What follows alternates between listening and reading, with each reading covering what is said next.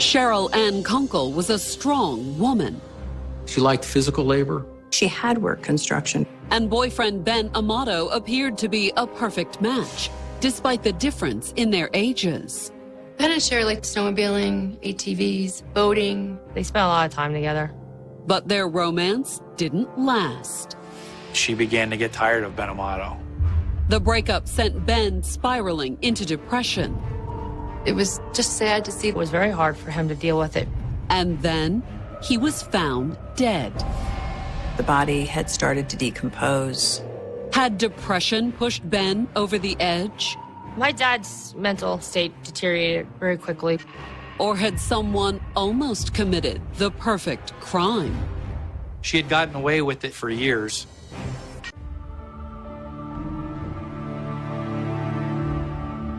Friday, November 16th, 2001, Chestnut Hill Township, Pennsylvania. It was a typical crisp autumn day in this idyllic community in the Poconos, 90 minutes west of Manhattan. It's a quiet town, peaceful. Everybody does know everybody. And everyone looks out for one another, too. Which is why, at a little after noon, a trooper from the Pennsylvania State Police stopped by the home of a 52-year-old volunteer firefighter named Benjamin Amato. We get lots of calls where people are worried about a family member, worried about a friend, haven't heard about them, and we dispatch state troopers to go down to their residences and check on them. And that's more or less what happened in Ben's case. Ben Amato had not been seen or heard from for a number of days. And when the troopers arrived at Ben's house, They'd knock on the door, try to get in. No response. unable to get inside the house, the troopers spoke to dispatch, who contacted Dick Hoffman, a friend of Ben's from the local volunteer fire department. Because they knew I was friends with Benny and knew how to get into his house. But when Hoffman arrived at the house, I went to the window that always was unlocked, and it was locked. Something wasn't right, because Ben's house is never locked. And when Hoffman shared his concerns with the troopers, they decided to force their way into the house. Our patrol members, they entered the residence through a garage door. And at the base of a stairwell is where they found Benjamin Amato. Face down on the ground with a lot of blood around him. He was dead. And it appeared that he'd been that way for some time. Ben Amato was in stages of decomposition. The police thought maybe he fell down the steps. That wasn't the first thing his friend Dick Hoffman thought of, though. I thought he tried to commit suicide. And why would Ben's friend assume his death was a suicide? The answer lay in Ben's complicated relationship with the mother of his child, a woman named Cheryl Kunkle.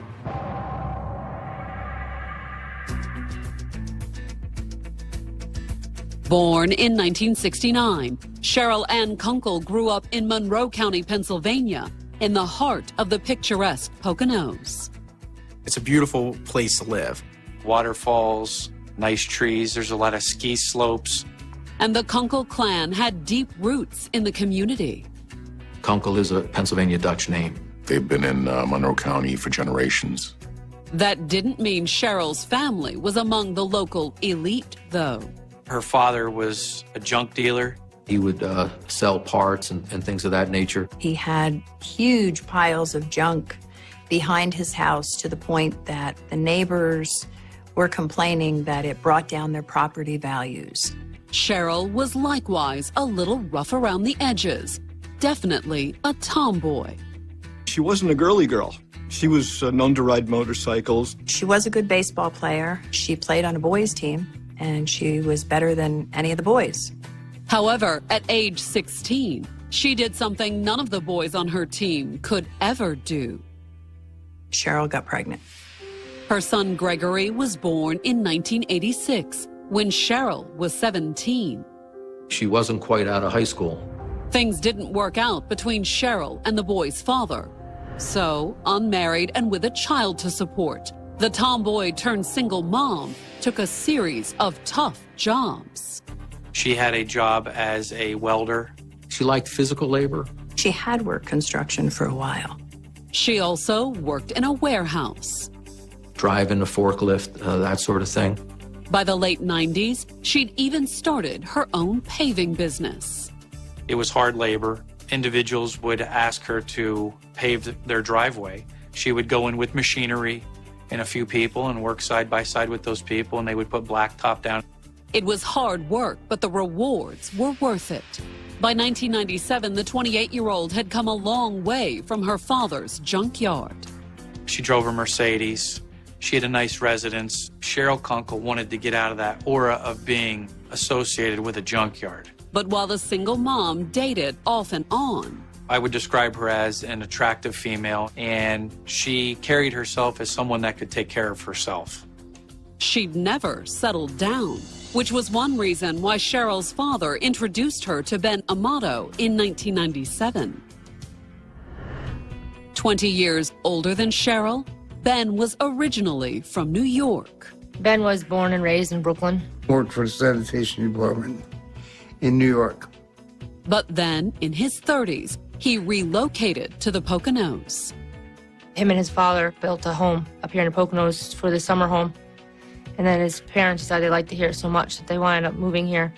And then Ben followed. He worked with one of his best friends. They had a snowplow business together.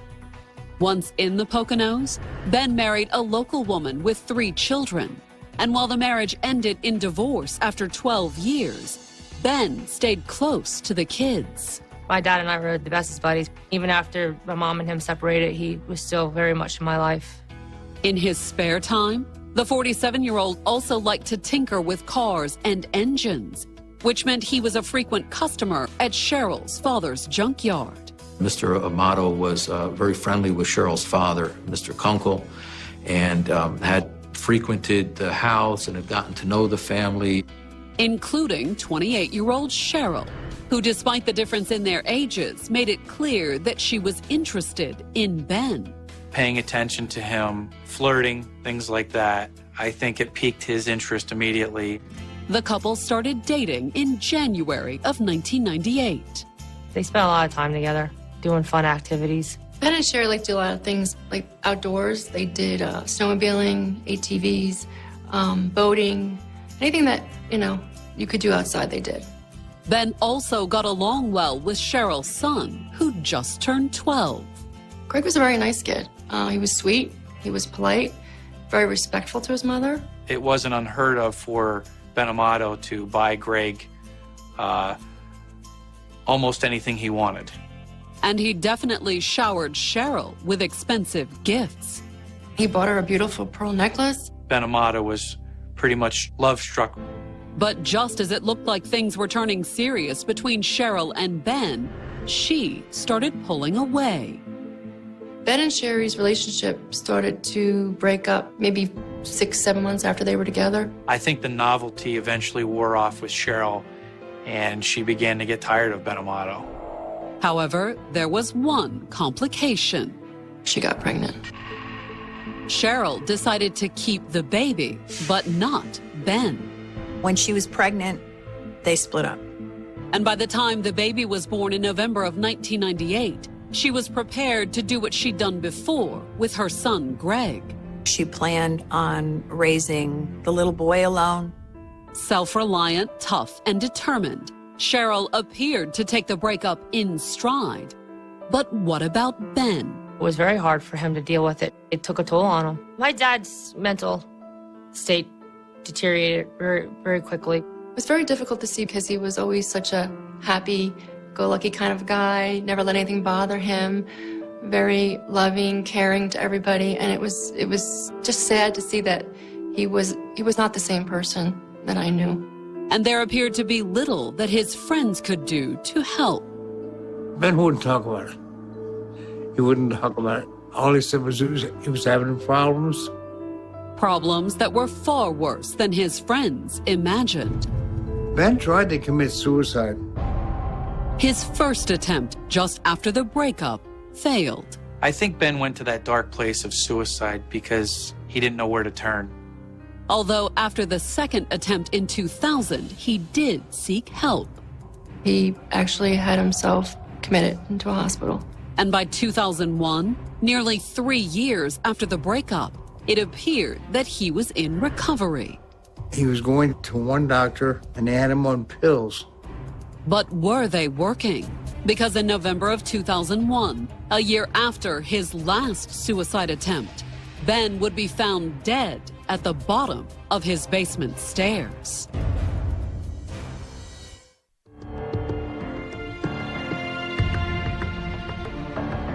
On November 16, 2001, troopers of the Pennsylvania State Police stopped by the Chestnut Hill Township home of Benjamin Amato to perform a welfare check. Nobody had heard from Ben Amato.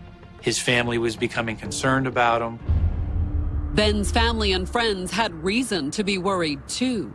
The 52-year-old had been extremely depressed for the last 3 years, ever since his breakup with Cheryl Kunkle, the mother of his child. He had attempted suicide approximately a year earlier. And when the state troopers got into the house, it looked like Ben might have finally succeeded. They find his body at the bottom of the stairs. It had clearly been there for a few days. The body had started to decompose. Then, just minutes after they'd found Ben's body, his stepdaughter arrived at the house because she had been worried about him too. I was trying to call him, and it went to his voicemail, said it was full. And that wasn't like him to have a full voicemail. And that's when the troopers broke the awful news. Her stepfather was dead. At this point, I'm thinking it's a suicide. But was that really the case? When a forensic team arrived on the scene and took a closer look, they noticed something suspicious. We found a boot print impression in blood. And Ben was wearing sneakers. He couldn't have caused that boot print. This wasn't a suicide. He was murdered. The boot print in the blood wasn't all that suggested it either. At the top of the stairs, forensic investigators found several faint orange stains. Stains consistent with pepper sprays. Based on that, the investigators had a pretty good idea how the attack began. As Ben approaches the top of the stairs, he's sprayed with pepper spray and then struck by an object. And then, after Ben tumbled down the stairs, it appeared that his attacker had finished him off with a blunt object. There was a large amount of blood spatter where he was struck several times. But if the forensic evidence explained how Ben died, it was his stepdaughter who pointed the investigators toward a possible killer. I said, you need to go call Cheryl Kunkle. And why would Erin think that Cheryl had killed Ben? She told the investigators it had all started back in 1998. According to Erin, when Cheryl became pregnant just as her relationship with Ben had been winding down, she'd decided to raise the baby on her own, just as she'd done with her first child. Cheryl didn't want Ben in her life and in the little boy's life. I think she didn't want to share him with anybody. However, his stepdaughter told the investigators that Ben had disagreed. Ben decided he wanted to be in the child's life. He knew he could be a good father. Not that Cheryl gave him a chance. Cheryl Kunkle took a series of steps designed to remove Benjamin Amato from the equation. She first did that by not having any contact with Benjamin Amato, not bringing the child over there, not being willing to have the Amato name given to the child. According to his stepdaughter, losing the child had sent Ben into a deep depression and led to a pair of suicide attempts. My dad's attempt at suicides were a cry for help for his friends and family to rally around him. And with their support, Ben had rallied too, determined to be there for his son. My dad became really strong, and he decided that he was going to fight for his rights to that child. They had a custody case in family court coming up. Cheryl hadn't been content to wait for the custody hearing, though. Ben's stepdaughter said that 5 months earlier, in June of 2001, Cheryl had launched a preemptive strike and filed harassment charges against Ben. It seemed like Cheryl felt if she got a guilty verdict against Ben in the harassment case, that she would be looked at in a better light in front of the judge in family court. But the case hadn't gone Cheryl's way. I said to Cheryl, you need better evidence. Just because he drives by your house doesn't mean that he's stalking you. And in hindsight, Cheryl's response had been chilling. What do I have to do to get him to leave me alone? Kill him? I knew immediately it was her. There's not a doubt in my mind. In fact, the judge in Cheryl's harassment case reached the same conclusion. As soon as I heard he was dead, I immediately called the police. However, while the state police had plenty of people pointing out that the custody fight gave Cheryl a motive for killing Ben, it was nowhere near enough to make an arrest. Motive in and of itself will never get you to the point where you can charge somebody. You have to have evidence. So on November 20th, 4 days after Ben Amato's body was discovered, Pennsylvania State Police investigators were on Cheryl's doorstep with a search warrant. We were looking for something that would have caused that boot impression in blood. And while the successful paving contractor owned plenty of boots, they didn't match the pair of boots from our crime scene. With the search a bust, the investigators had to resort to other measures, combing through their records in hopes that something would surface. Whether it be a neighbor dispute, whether it be a complaint called in by her. And one incident from August of 2001 appeared interesting. 3 months before Ben's murder, Cheryl had reported a burglary of her home. The safe and some cash were missing. Cheryl had even named 2 suspects in the complaint against her, a woman named April and her boyfriend, Nathaniel. Cheryl Kunkle wants her money back. She wants prosecution. Strangely, soon after filing the complaint, Cheryl had contacted the police again and asked them to drop the charges. The investigators wanted to know why, and as luck would have it, one of the suspects she named had since been arrested on an unrelated charge. He was actually incarcerated in Luzerne County Prison. And when the investigators went to the prison and spoke to Nathaniel, he told them far more than they expected. We had made the statement, you know why we're here? And the next thing out of his mouth was, yeah, you're here about us getting paid by that lady to kill that dude. Nathaniel denied killing Ben. They never intended to do anything except for rip Cheryl Kunkle off of that money. Nathaniel said he and his girlfriend had blown the money for the hit on drugs and then gone back to Cheryl's house and stolen an additional $6,500 from her safe, leading Cheryl to report them for burglary. The police call them and tell them they want the safe and the money brought back. At which point Nathaniel had called Cheryl. Nate made it very clear, hey, I'm the dude that you paid to kill Ben Amato. At which time I'm told that Cheryl dropped those charges. It was a crazy story, one the police hesitated to swallow. We asked him, Nate, how can we believe you? And he said, well, I got all the letters up in my cell. Unfortunately, the letters weren't from Cheryl. Instead, they were letters his girlfriend April had sent him in jail, talking about Ben's death and the fact that Cheryl had once hired them to commit the crime.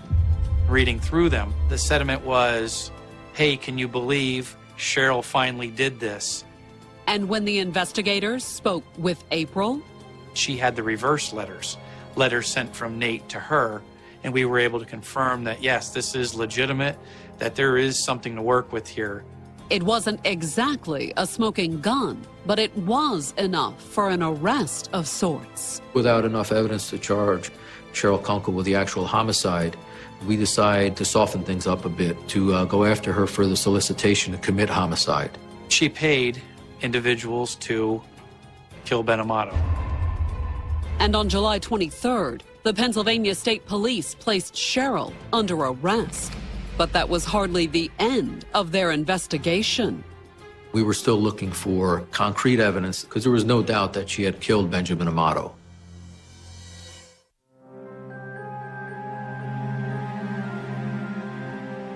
By May of 2004, it had been more than 2 years since Ben Amato had been found dead in his Chestnut Hill Township, Pennsylvania home.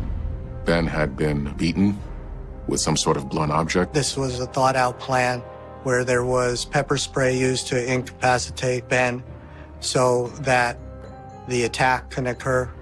The crime had stunned the sleepy mountain community. Here's some poor innocent guy brutally murdered in his own house. It definitely, raised a lot of concern. It was just out of the ordinary for such a quiet community. And the locals had been just as shocked when the state police arrested 35-year-old Cheryl Kunkle, Ben's ex-girlfriend and the well-known owner of a successful paving company. For the media and the community, I don't think it was obvious that Cheryl Kunkle was involved.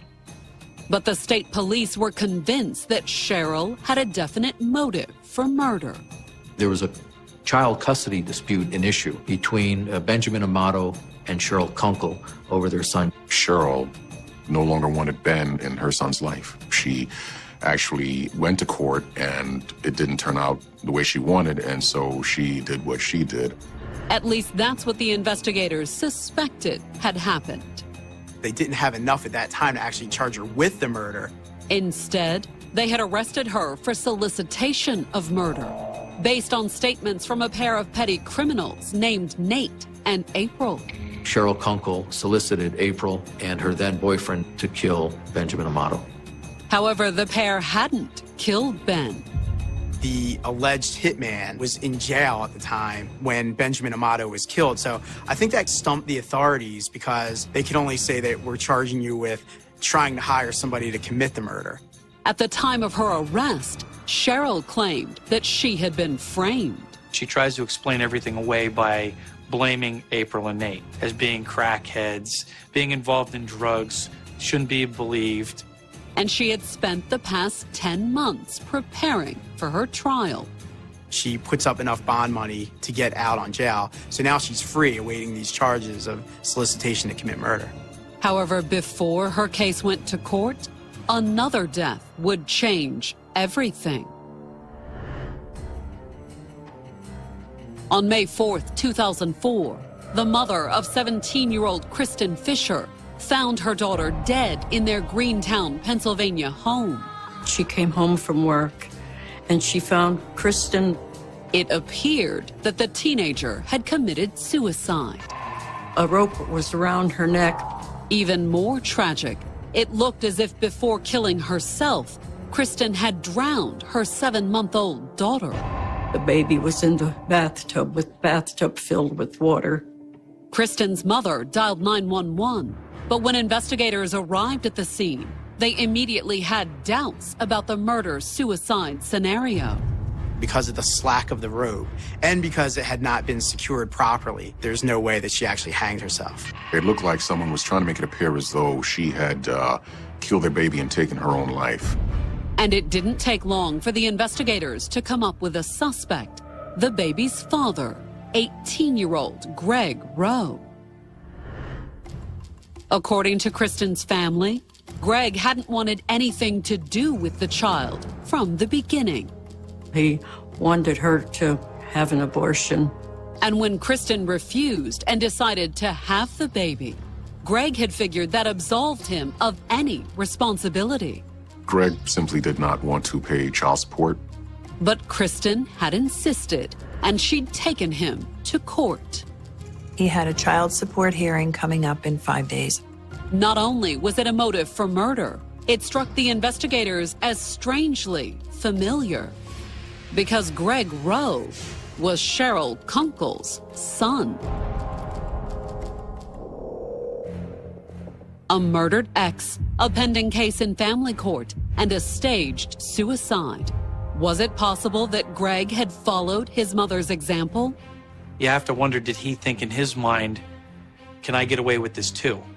The answer appeared to be no, because unlike Cheryl, the investigators quickly amassed plenty of evidence against Greg, starting with the fact that Kristen had told her mother that Greg was coming by that day. Going to come and visit her and the baby because he had a surprise for them. And he wasn't bringing presents. He was seen purchasing some of the things in a store in the area that were... Rope was for, and he said, I'm going to put a clothesline up for my mother. The police checked the rope that hung Kristen and where it came from, and it matched exactly. A neighbor also placed Greg at the scene of the crime on the day of the murder. Saw Greg's car and identified the license plate on his car. And on June 4th, 2004, the authorities arrested Greg for the double murder of Kristen Fisher and her daughter. I was really shocked because I knew Greg since he was like 11 years old. By then, his mother was back in jail too.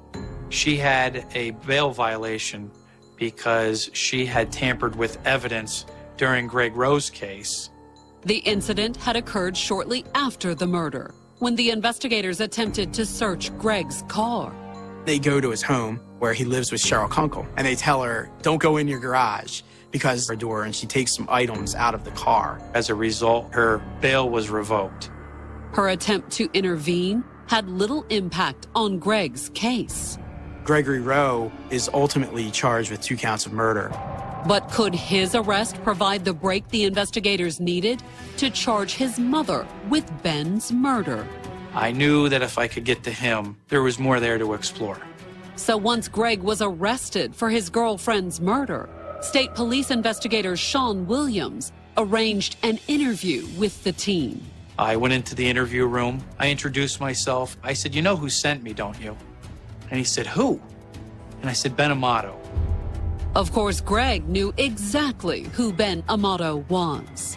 Greg Rowe was only 15 at the time of Ben's murder. And the realization that the investigator was there to question him about the 3-year-old murder appeared to break the young man. He began to cry, put his head down.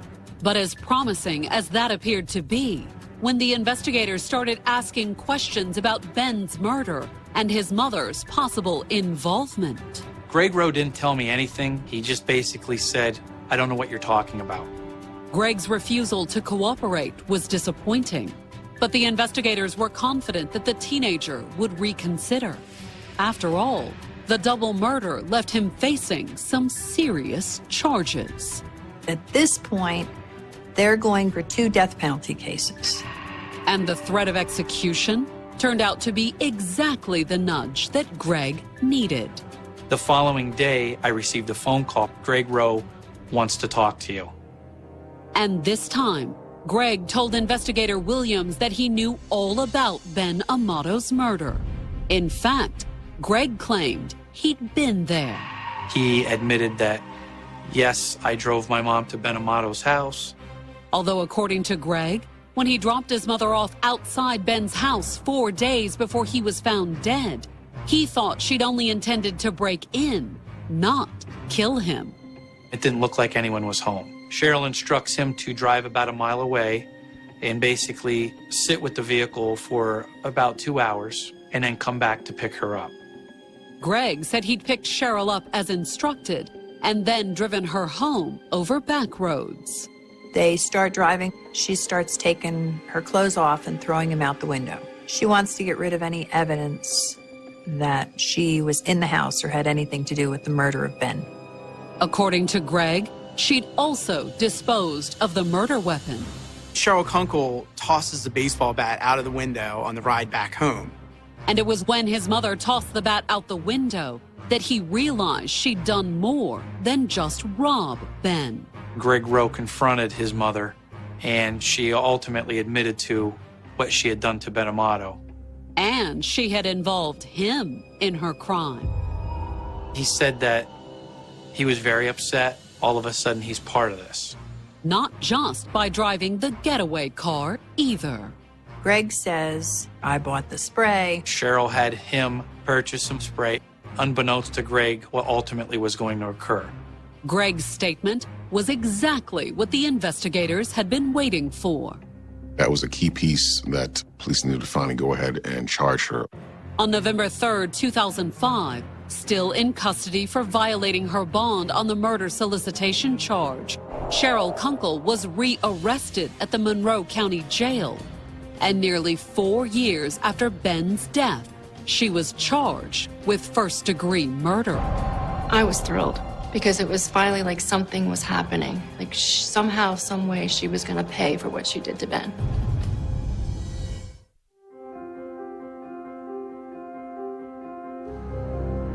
On February 6, 2007, Cheryl Kunkle went on trial at the Monroe County Courthouse in Stroudsburg, Pennsylvania.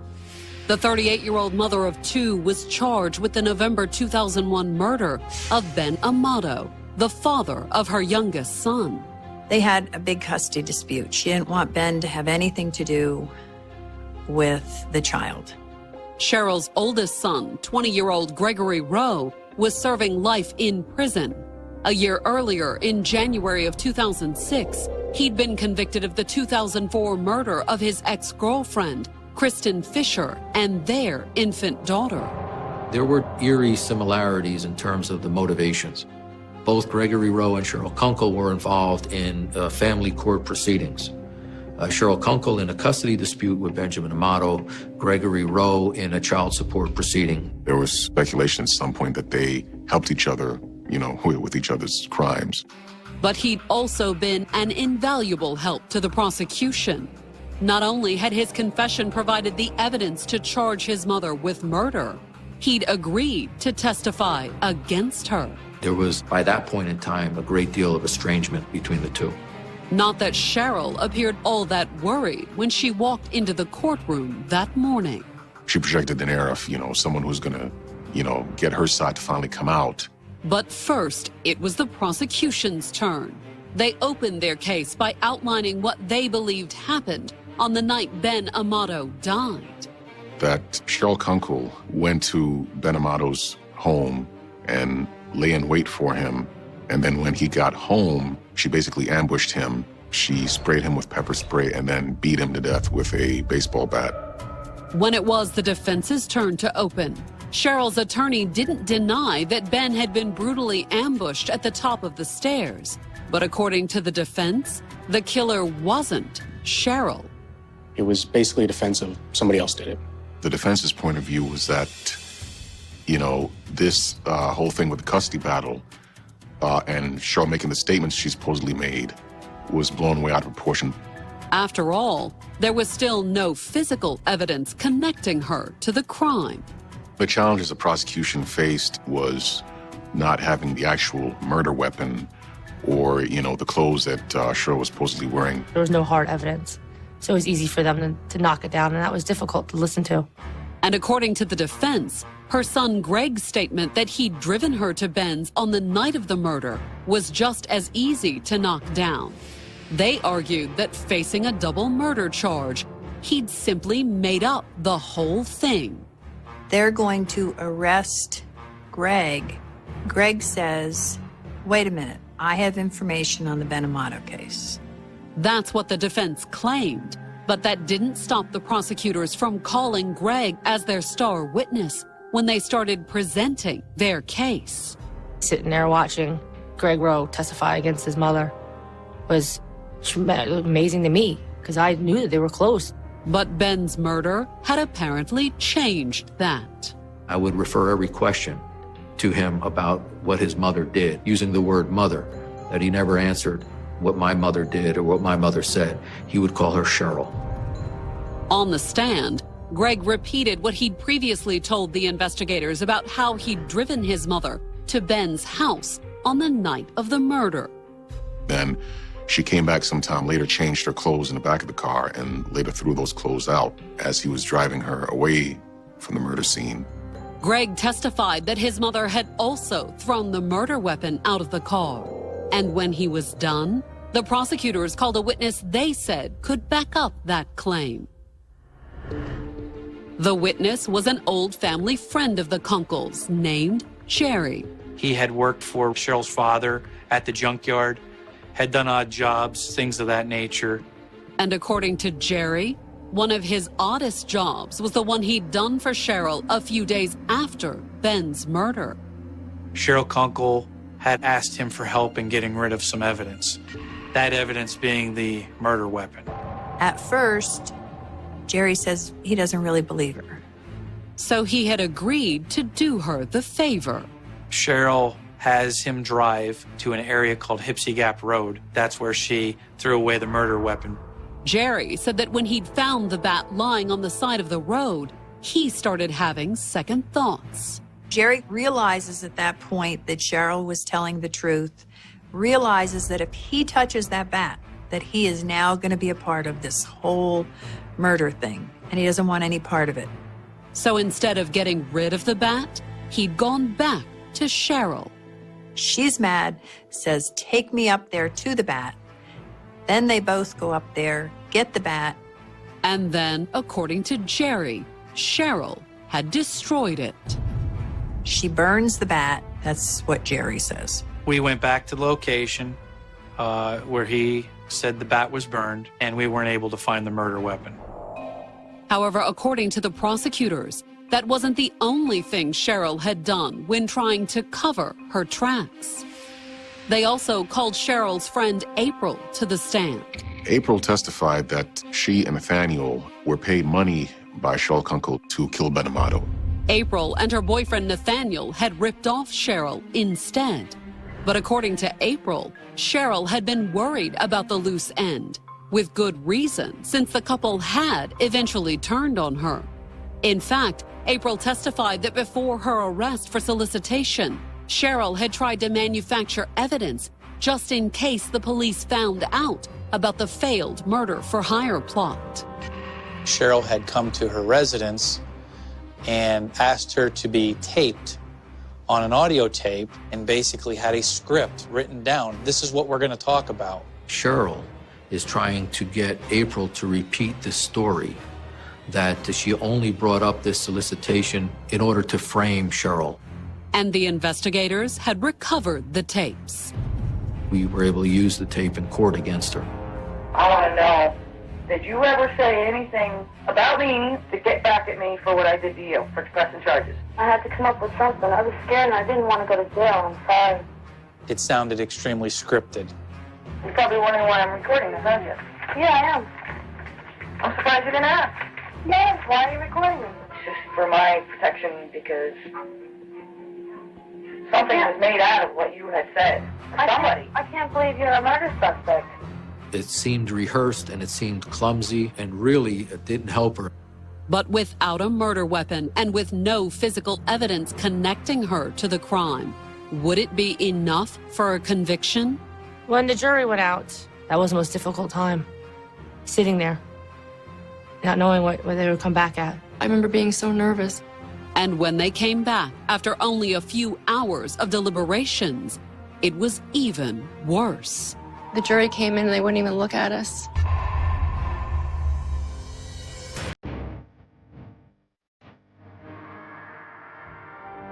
On Valentine's Day 2007, the jury returned its verdict in the trial of Cheryl Kunkle.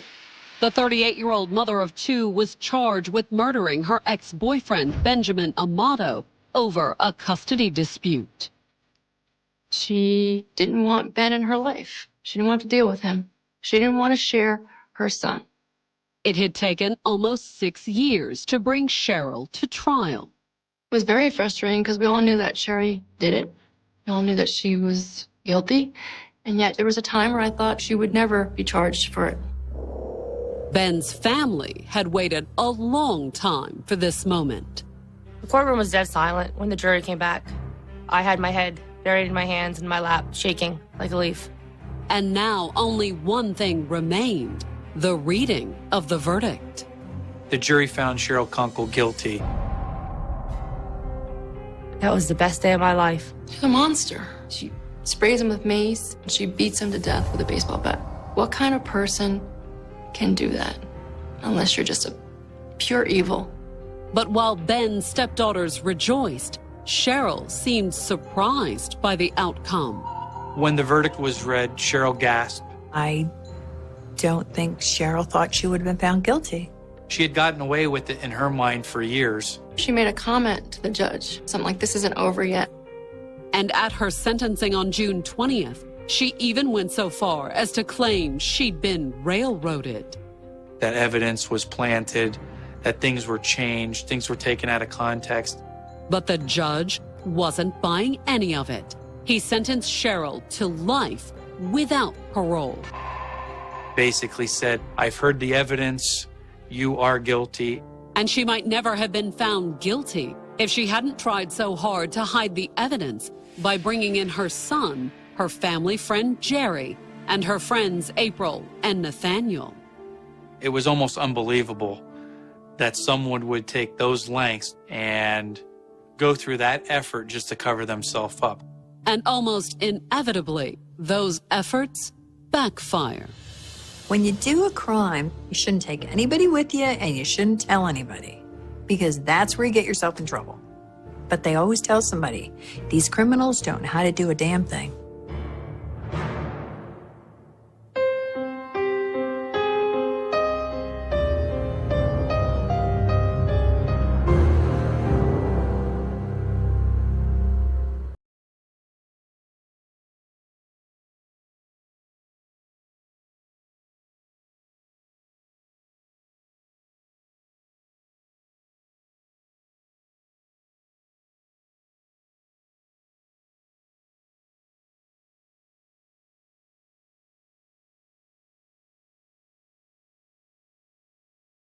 On the morning of July 10th, 1991, behind guarded gates and tree-lined roads on the northern edge of Rome, a woman was preparing for what should have been one of the happiest evenings of her year.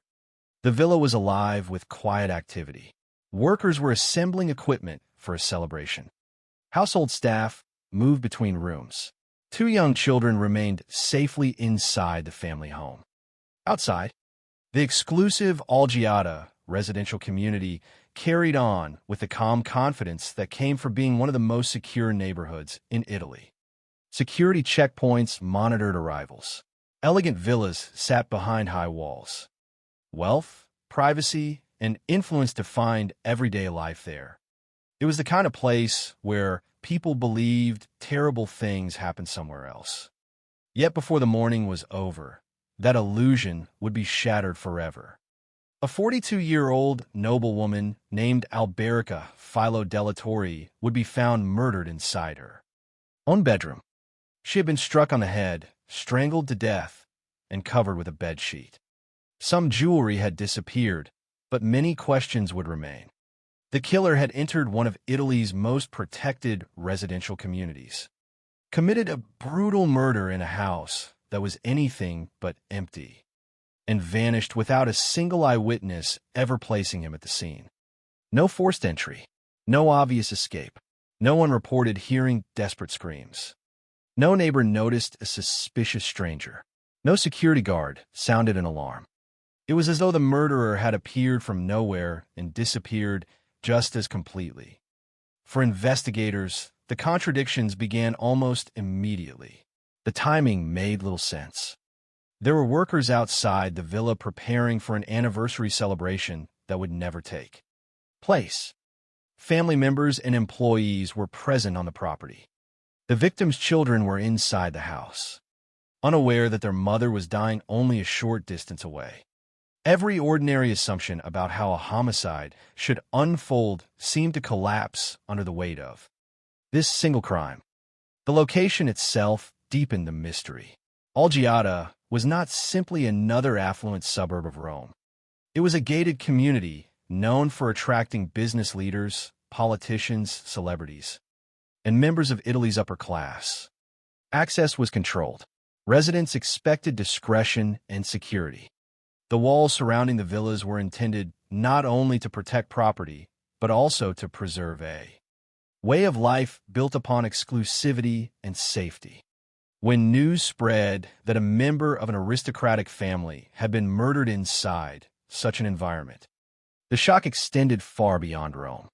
Italians struggled to understand how such violence could penetrate a place designed to keep danger outside its gates. The crime quickly evolved into more than the tragic death of one woman. It became a national obsession. Newspapers filled their front pages with photographs of the villa and endless speculation about what had happened behind its walls. Television programs debated possible motives. Every unanswered question invited another theory. Was it a burglary that turned violent? Was the victim deliberately targeted? Had someone close to the family betrayed their trust? Or was the truth hidden within powerful political or financial circles beyond the reach of ordinary investigators? Over the years, each possibility would be examined, challenged, and discussed in public with extraordinary intensity. Yet none of them would provide the certainty that grieving families, determined detectives, and an anxious public desperately wanted.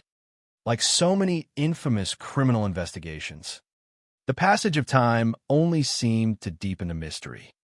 Leads disappeared, witness memories faded, rumors multiplied faster than facts.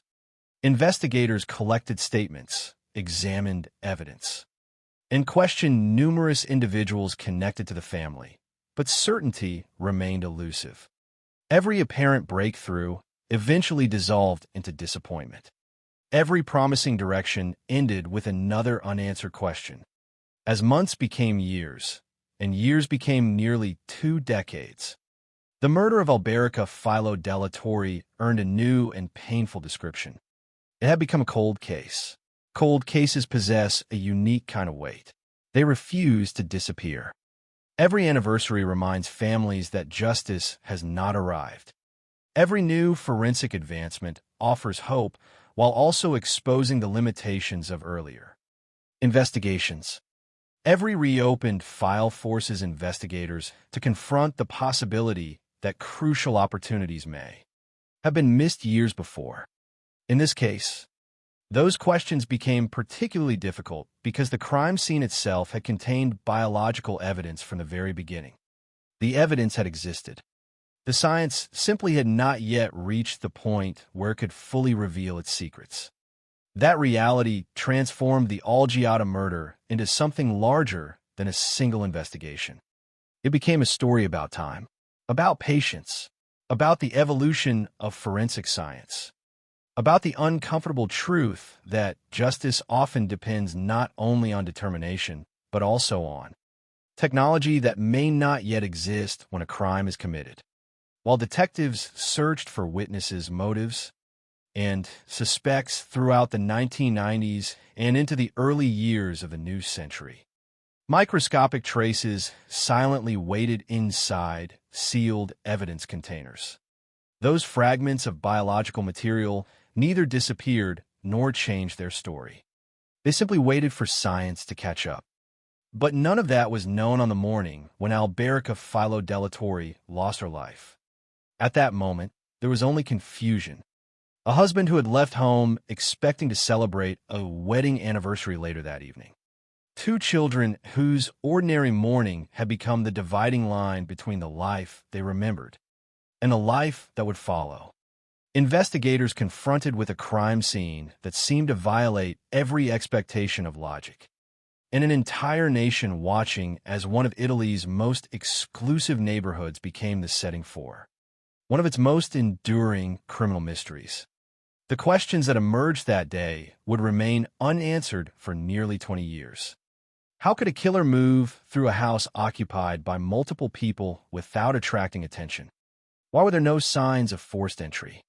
Why did no witness report seeing anyone suspicious entering or leaving the property?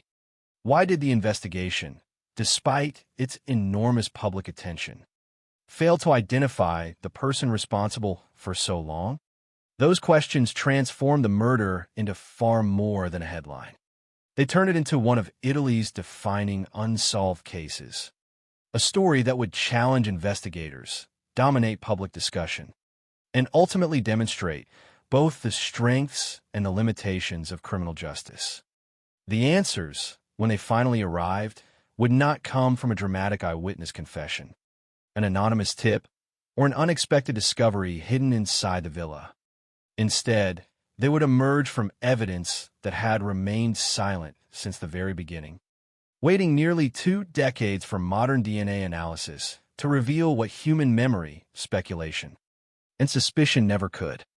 Before we can understand how one of Italy's most famous cold cases was finally solved, however, we must first understand the woman at its center, the family she belonged to, and the seemingly perfect world that existed behind the gates of Algiata before violence shattered it forever.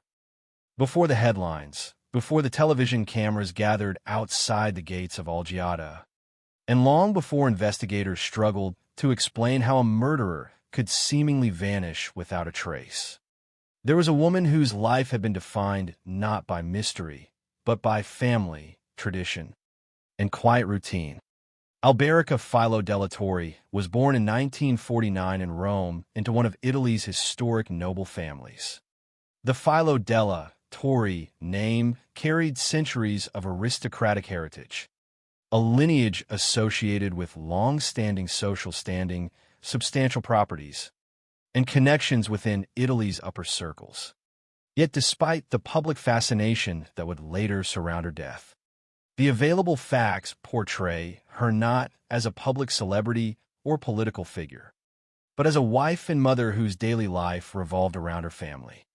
Her surname reflected an old aristocratic tradition, but by the summer of 1991, the role that mattered most was far simpler.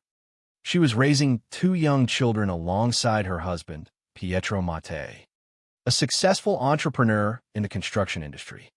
Together, they represented a family that outwardly appeared stable, prosperous, and secure.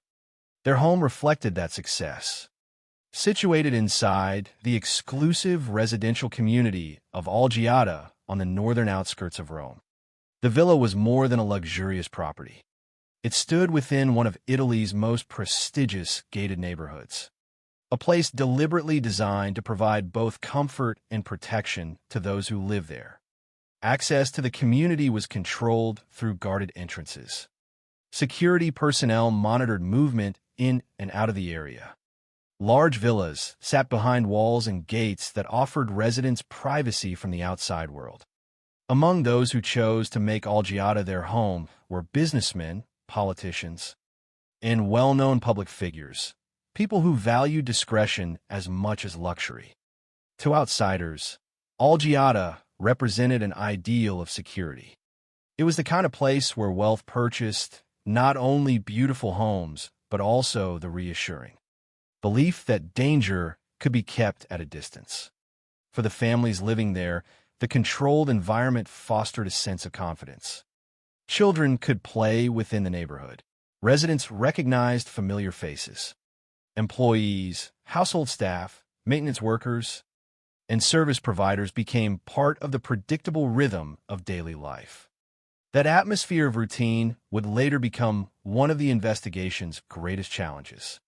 When people become accustomed to familiar movements around a property, they naturally pay less attention to individuals who appear to belong. This fact would eventually shape many of the questions surrounding Alberica's murder. On the morning of July 10th, 1991, however, there was every reason to expect an ordinary day. In fact, it was meant to be a special one. July 10th marked the 10th wedding anniversary of Alberica and Pietro Mattei. A milestone that many couples celebrate with family and friends had become the focus of careful preparations inside the villa. A gathering was planned for that evening, transforming what would otherwise have been an ordinary summer day into an occasion filled with anticipation. From the earliest hours of the morning, people moved around the property preparing for the celebration. Workers arrived to erect structures and make arrangements outside. Household employees attended to their usual responsibilities while also preparing for the evening's event. A nanny cared for the couple's 2 young children. The activity was neither unusual nor chaotic. Instead, it reflected the organized routine that often accompanies family celebrations. Every person on the property had a practical purpose. Every task contributed to what should have been an evening of happiness. Ironically, those same preparations would later complicate the investigation. With numerous people entering and leaving different parts of the property, investigators faced the difficult challenge of determining who had been present, when they had arrived, and whether anyone had observed something important without realizing its significance. At first glance, the household seemed anything but isolated. There were workers outside, employees inside, children under supervision. Yet despite this activity, Alberica would somehow find herself alone in her bedroom at precisely the moment her killer struck. This contradiction became one of the defining characteristics of the case. Unlike crimes committed in abandoned buildings or deserted locations, this murder occurred in the middle of an occupied family home. It challenged assumptions about safety, proximity, and opportunity. The simple presence of other people did not prevent violence, nor did it guarantee witnesses. Pietro Mattei, meanwhile, followed what appears to have been his normal routine. As a construction entrepreneur, his work required him to leave home during the morning. According to the investigation, he departed the villa sometime between approximately 8:45 and 9:15 a.m. Nothing about his departure suggested that anything unusual was about to occur. The evening's anniversary celebration remained the expectation. Like every ordinary workday, he left believing he would return home later. Neither he nor anyone else could have imagined that this routine departure would become one of the most carefully examined moments in the investigation. In virtually every homicide involving married couples, investigators begin by carefully examining those closest to the victim. This practice reflects investigative procedure rather than presumption of guilt. As a result, Pietro's schedule, movements, financial circumstances, and relationship with his wife would later receive enormous scrutiny.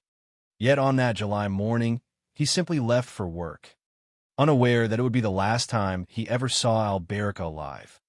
Inside the villa, the family's two young children remained under the care of an English nanny. Their presence added another heartbreaking dimension to the tragedy. They were inside the same house where their mother would soon lose her life. Yet they remained unaware of the violence unfolding elsewhere within the home. The available evidence indicates that they neither witnessed the attack nor understood what had happened until afterward. Their innocence underscored the cruelty of the crime. A family celebration had become a family catastrophe within the span of a single morning. Also present at the residence was a Filipino housekeeper, another individual whose routine responsibilities placed them inside the home during the crucial hours of the investigation. Along with the workers preparing the grounds outside, these individuals formed part of the ordinary household environment. None of them expected that their recollections of that morning would later become subjects of intense police examination.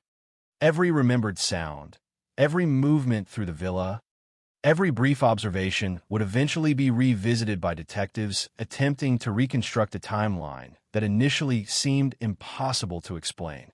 The physical layout of the property also played an important role in understanding the events that followed.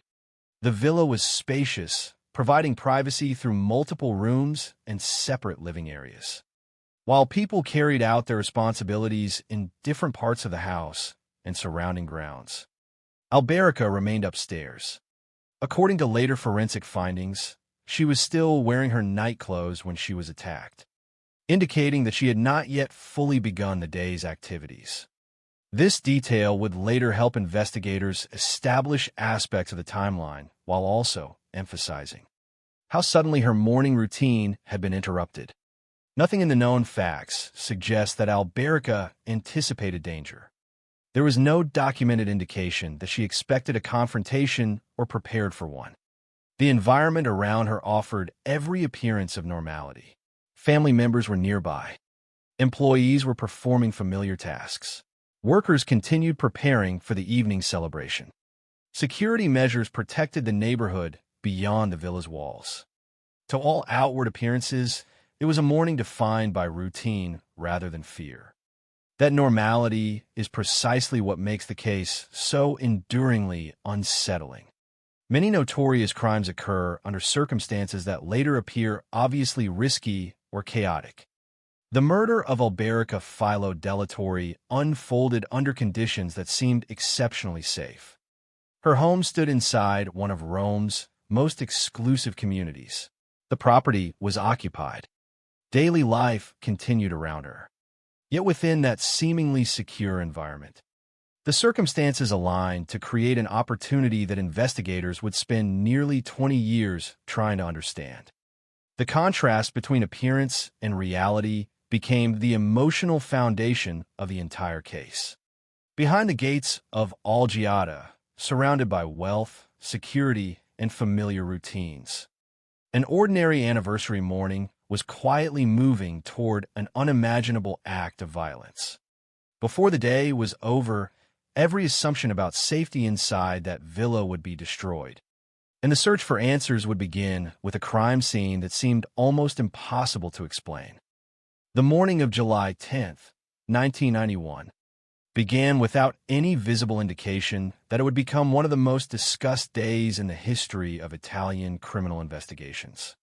Inside the Mattei family villa, preparations for the evening anniversary celebration continued according to plan. Outside, workers were occupied with assembling equipment and making arrangement for the event that was expected to commemorate 10 years of marriage between Alberica Filo Delatorre and Pietro Mattei. Their presence created an atmosphere of routine industry rather than urgency. Household staff moved through the villa, carrying out familiar responsibilities.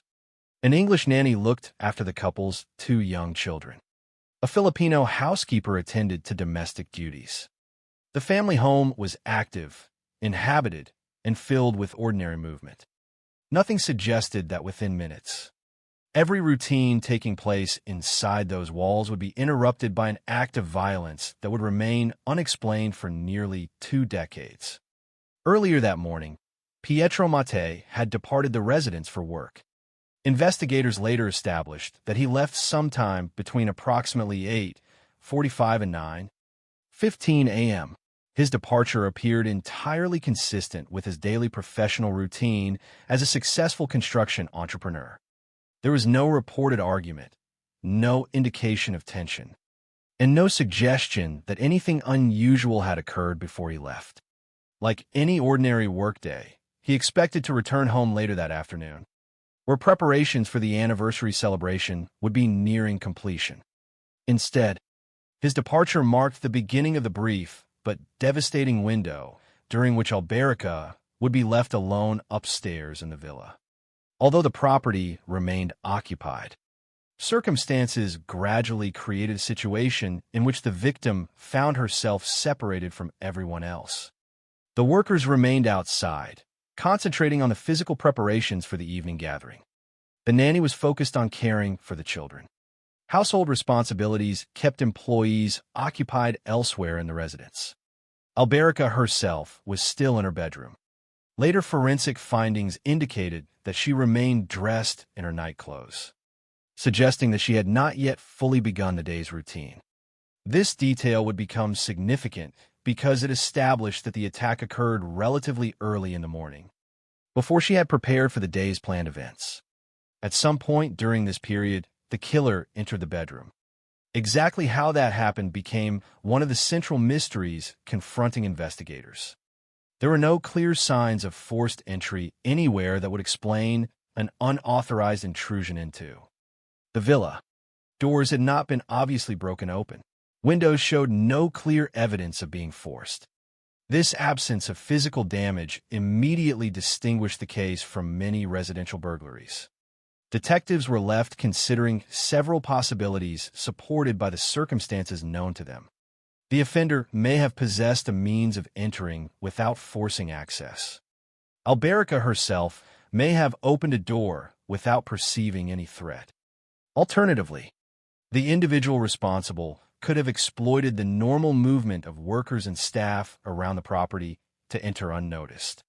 Because numerous legitimate visitors were already present for the anniversary preparations, the appearance of another familiar face might not have attracted immediate attention.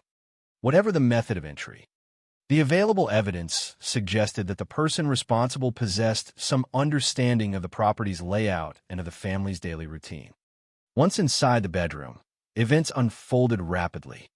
According to the forensic examination, Alberica was first struck on the head with a hard object believed to have been a wooden clog or a similar blunt instrument.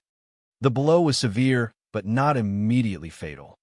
Evidence indicated that she remained alive after the initial assault, rather than ending the attack. The first strike appears to have initiated a brief physical struggle between victim and attacker.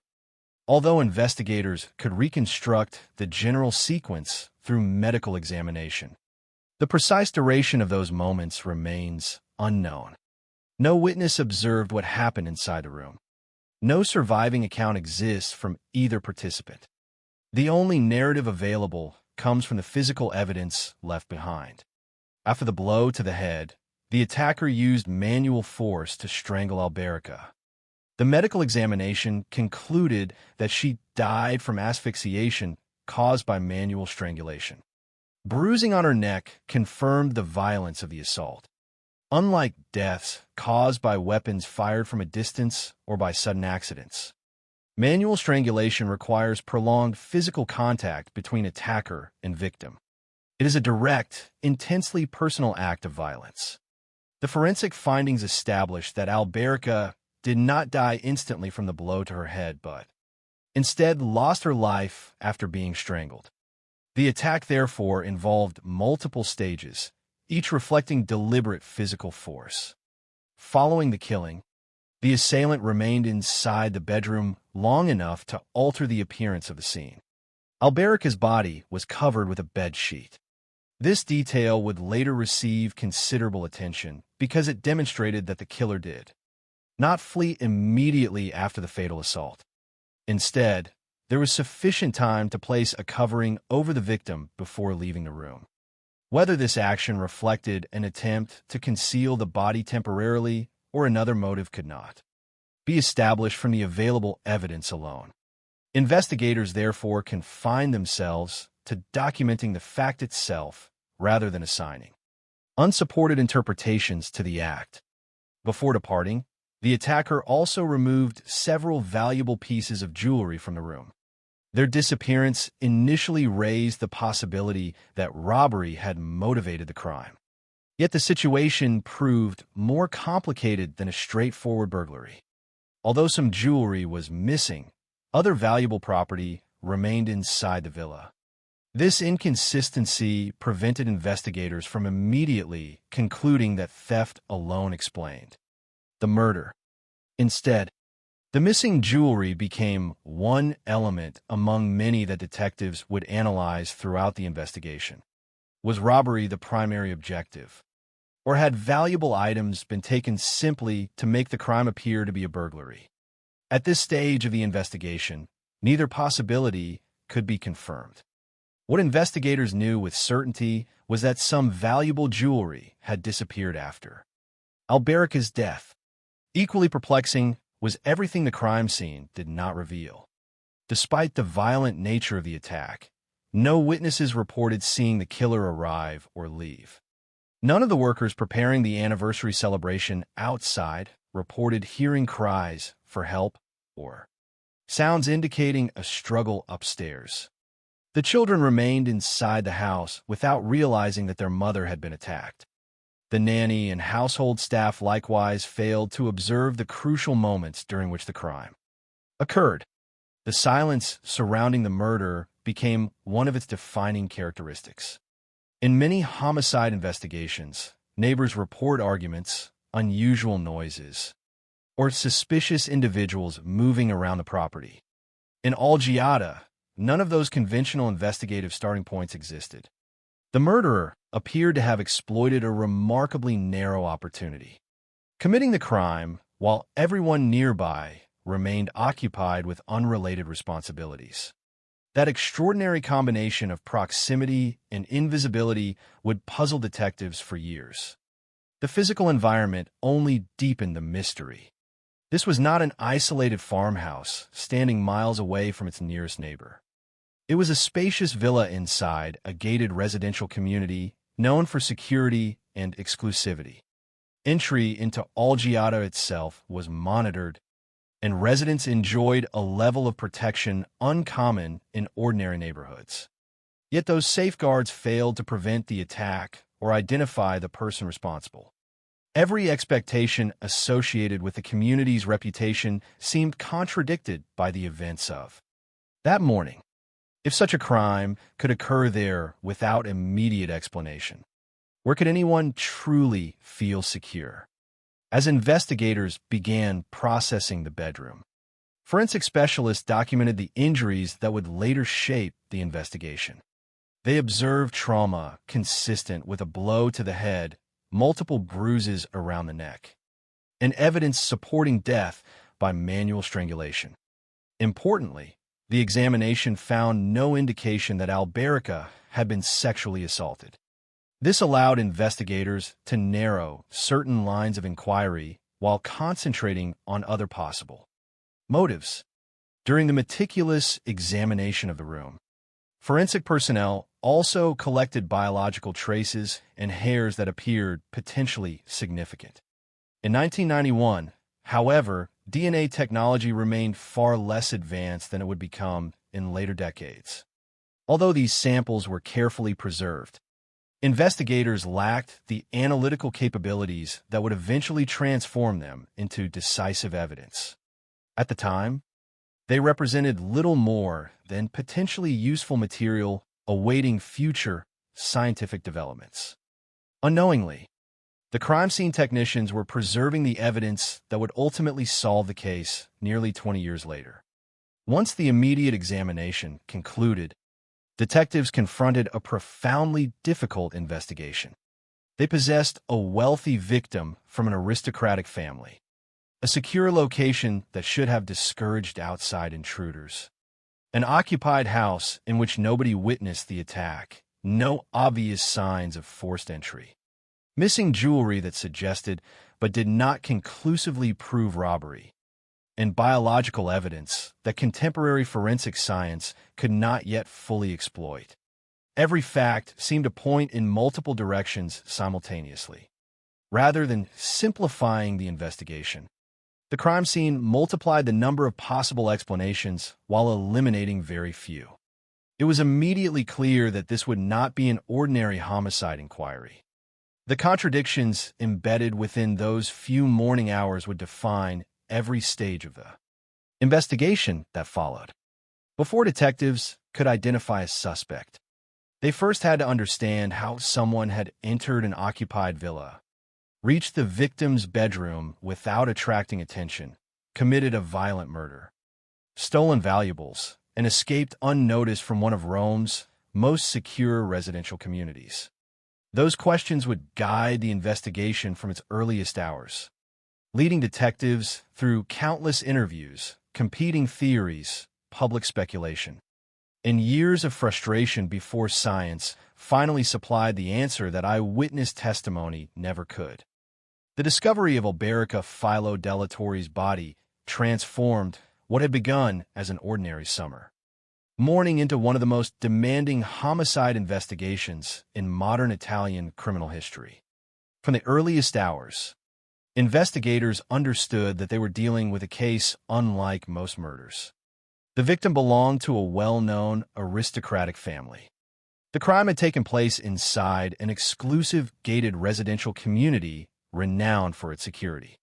Numerous people had been present on the property during the crucial period, yet none had witnessed the attack itself.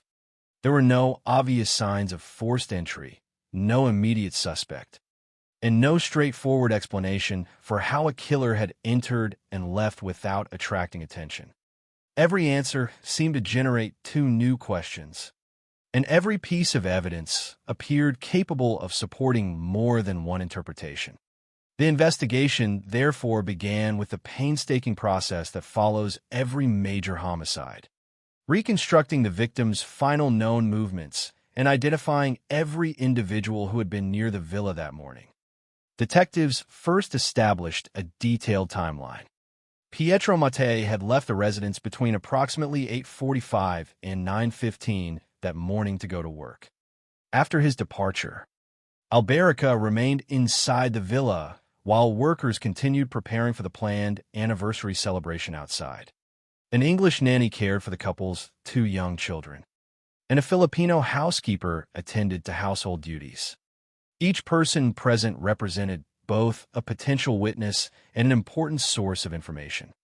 About the routine inside the home, investigators interviewed everyone connected with the property, carefully comparing accounts in an effort to identify inconsistencies or overlooked details. The work was meticulous because there were no obvious eyewitnesses to guide them toward a single suspect.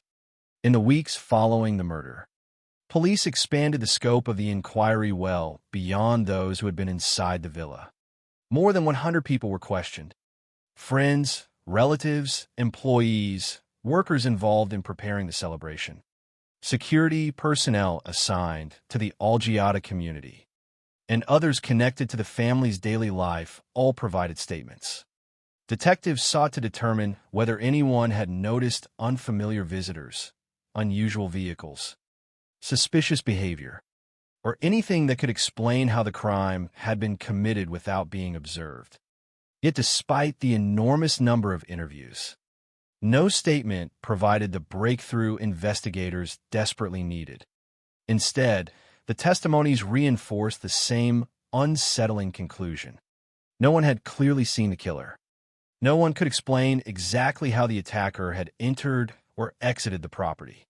One of the earliest priorities involved examining the victim's immediate family, particularly her husband. This approach reflected standard investigative procedure rather than any presumption of guilt. In homicide investigations, those closest to the victim are routinely examined because they often possess the greatest knowledge of the victim's daily life, relationships, financial circumstances, and schedule. Pietro Mattei, therefore, became the focus of extensive scrutiny. Investigators carefully reviewed his movements on the morning of July 10th, his business activities, his financial situation, and the nature of his marriage. Because Alberica's death involved considerable family wealth, public attention quickly turned toward questions of inheritance and financial benefit. Newspapers began speculating that Pietro might have possessed a financial motive. Others suggested that his work in the construction industry could have exposed him to dangerous business relationships. Still more sensational reports hinted that someone else might have carried out the killing on his behalf. These theories spread rapidly through sections of the Italian media, fueled more by public fascination than by documented evidence. Detectives, however, were obligated to separate speculation from facts. As the investigation progressed, Pietro's alibi was examined and verified. His movements after leaving the villa were reconstructed, and investigators failed to uncover physical evidence linking him directly to the crime scene during the time of the murder. No forensic evidence connected him to the attack. No financial transactions or other documented facts established a criminal conspiracy involving him. Eventually, investigators excluded him as a suspect. Although media speculation persisted for some time, the official investigation moved in other directions after finding no direct evidence supporting accusations against him. The intense public scrutiny placed enormous pressure on the family. Beyond coping with the sudden loss of Alberica, they also found themselves confronting rumors that often extended far beyond the available evidence. As the investigation continued without resolution, public discussion increasingly drifted toward broader and more speculative explanations. One of the most widely circulated theories suggested that the murder might somehow involve political connections, black money, or the Italian intelligence service known as SISTA. Such theories attracted significant media attention because they offered dramatic explanations for why a seemingly impossible crime remained unsolved. However, despite their prominence in newspapers and television discussions, investigators were unable to substantiate these claims with evidence. No documented facts established that Alberica's murder formed part of a political conspiracy or intelligence operation. The theories remained speculative, unsupported by the investigative findings. The family eventually took legal action against several media organizations, arguing that false reporting and defamatory speculation had caused additional harm during an already devastating period. Their response reflected the difficult balance between public interest in a major criminal investigation and the responsibility to distinguish established facts from sensational conjecture. Another individual who briefly emerged as a suspect was a young man named Roberto Giacono.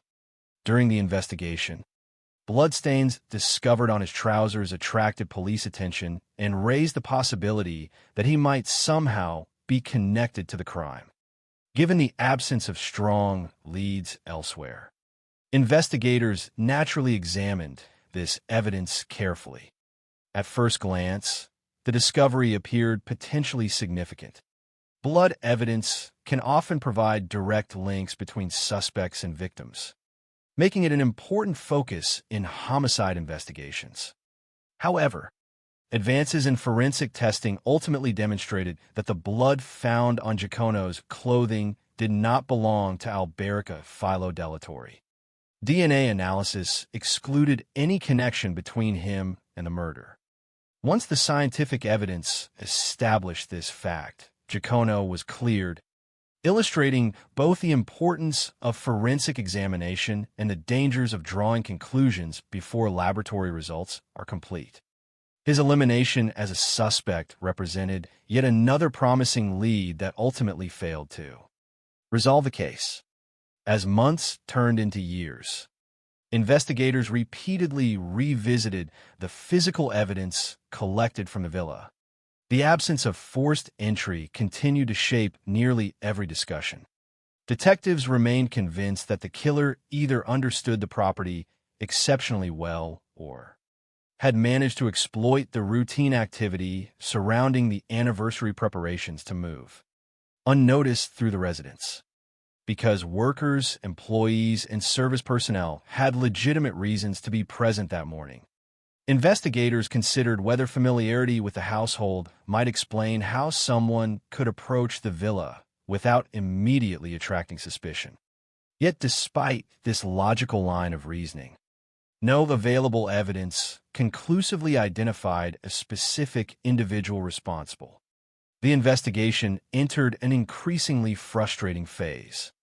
Every major hypothesis contained weaknesses. The missing jewelry suggested robbery, yet not all valuable property had been taken. The secure location implied planning, yet no evidence demonstrated a broader organized conspiracy.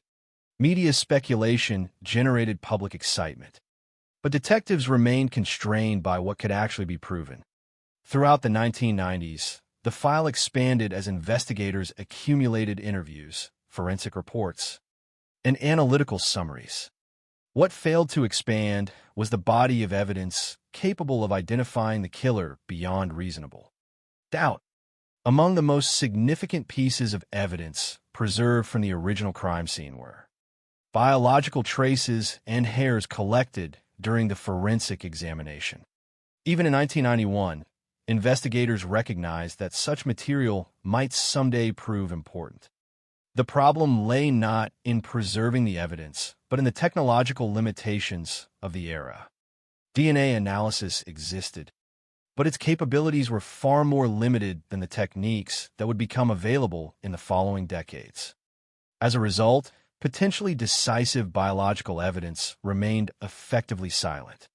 Detectives possessed it, safeguarded it, and documented it, but they could not yet extract the answers hidden within it. This circumstance would later become one of the defining lessons of the case.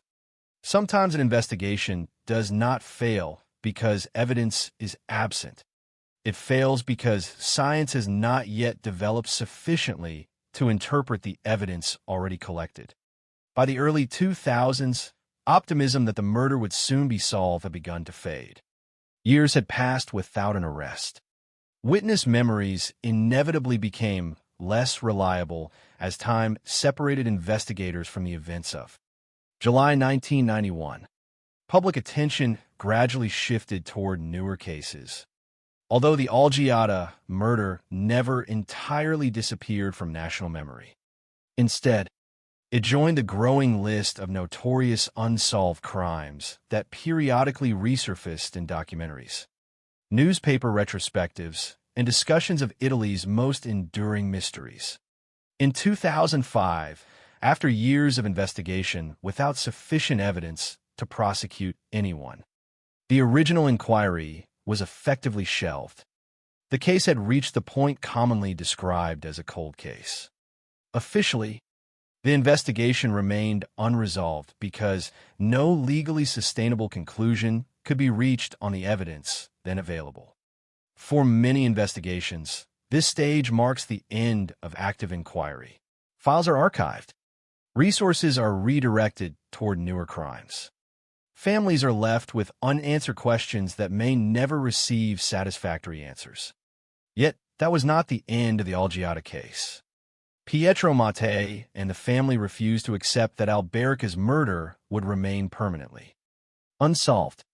They continued urging authorities to revisit the evidence using scientific methods that had advanced dramatically since 1991. Their request reflected a growing recognition within criminal justice systems around the world that modern DNA technology had begun solving cases once considered impossible to resolve. Biological evidence collected years earlier could now be examined with a level of precision unimaginable when the crime first occurred.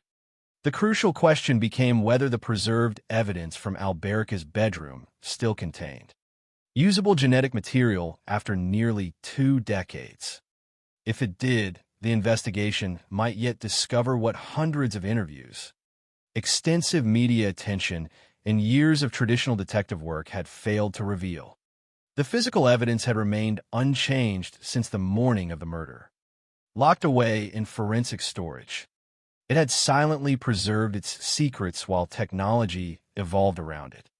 Detectives who reopened the case understood that they were not searching for new witnesses or forgotten memories.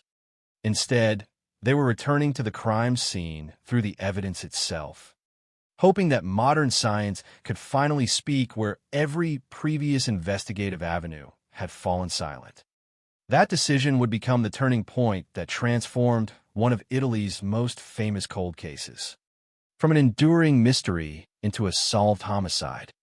By the late 2000s, the investigation into the murder of Alberica Filo Della Torre had reached a point familiar to many cold case detectives around the world. Nearly 2 decades had passed since the crime. Thousands of pages of investigative reports had been assembled. More than 100 people had been interviewed. Numerous theories had emerged, captured public attention, and ultimately collapsed under the weight of insufficient evidence. The original forensic examination had preserved biological traces from the crime scene, but the technology available in 1991 had been unable to fully unlock their significance. What remained was not a shortage of determination, but a shortage of scientific capability. As DNA analysis evolved dramatically during the years that followed, investigators began looking at long unsolved crimes through an entirely different lens. Instead of asking whether witnesses might remember something new, they asked whether old evidence might finally be able to speak. The Algiata murder became one of the cases chosen for renewed forensic examination. The decision represented more than another attempt to solve a famous crime. It reflected growing confidence that advances in genetic analysis had fundamentally changed criminal investigations. Evidence collected decades earlier could now reveal details that laboratories of the early 1990s had simply been incapable of detecting. The biological material preserved from Alberica's bedroom had remained carefully stored throughout the years, while investigators, journalists, and the public debated theories about robbery, political conspiracies, family relationships, and possible hidden motives. The physical evidence itself had remained unchanged. It neither confirmed nor rejected the countless hypotheses that surrounded the case.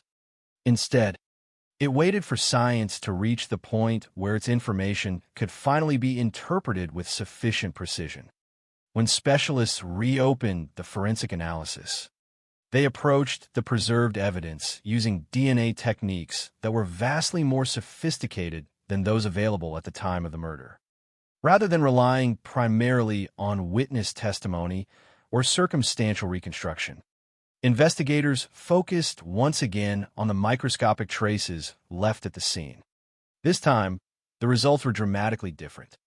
The genetic profile obtained from the evidence matched Manuel Winston Reyes, a man who had once worked as a house employee for the Mate family. The significance of the identification extended beyond simply naming a suspect. Reyes was not an unknown outsider discovered through chance. He had already appeared during the original investigation nearly 20 years earlier. In 1991, detectives had questioned him as part of their extensive inquiry into everyone connected with the household. At that time, however, they lacked the forensic evidence necessary to proceed further. There were no witnesses who had seen him commit the crime. There was no confession. Most importantly, there was no DNA evidence capable of directly linking him to the murder. Consequently, he had been released, and the investigation continued searching elsewhere. His identification through modern DNA testing therefore highlighted one of the central realities of the case.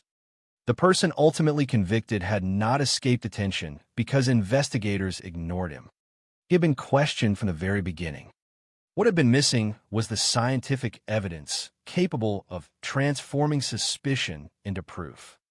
For nearly 2 decades, Reyes lived outside the spotlight while the investigation pursued other possibilities.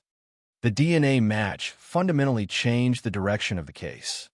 Investigators now possessed objective forensic evidence connecting him to the crime scene, evidence that had not existed in a usable form during the original inquiry. Presented with these findings, Reyes initially denied responsibility. Such a response was hardly unusual in serious criminal investigations. Yet the strength of the forensic evidence dramatically altered the circumstances. Unlike speculation, rumor, or circumstantial theories, DNA evidence directly connected biological traces from the crime scene to a specific individual. The investigation had finally obtained the evidentiary foundation that had eluded detectives since 1991.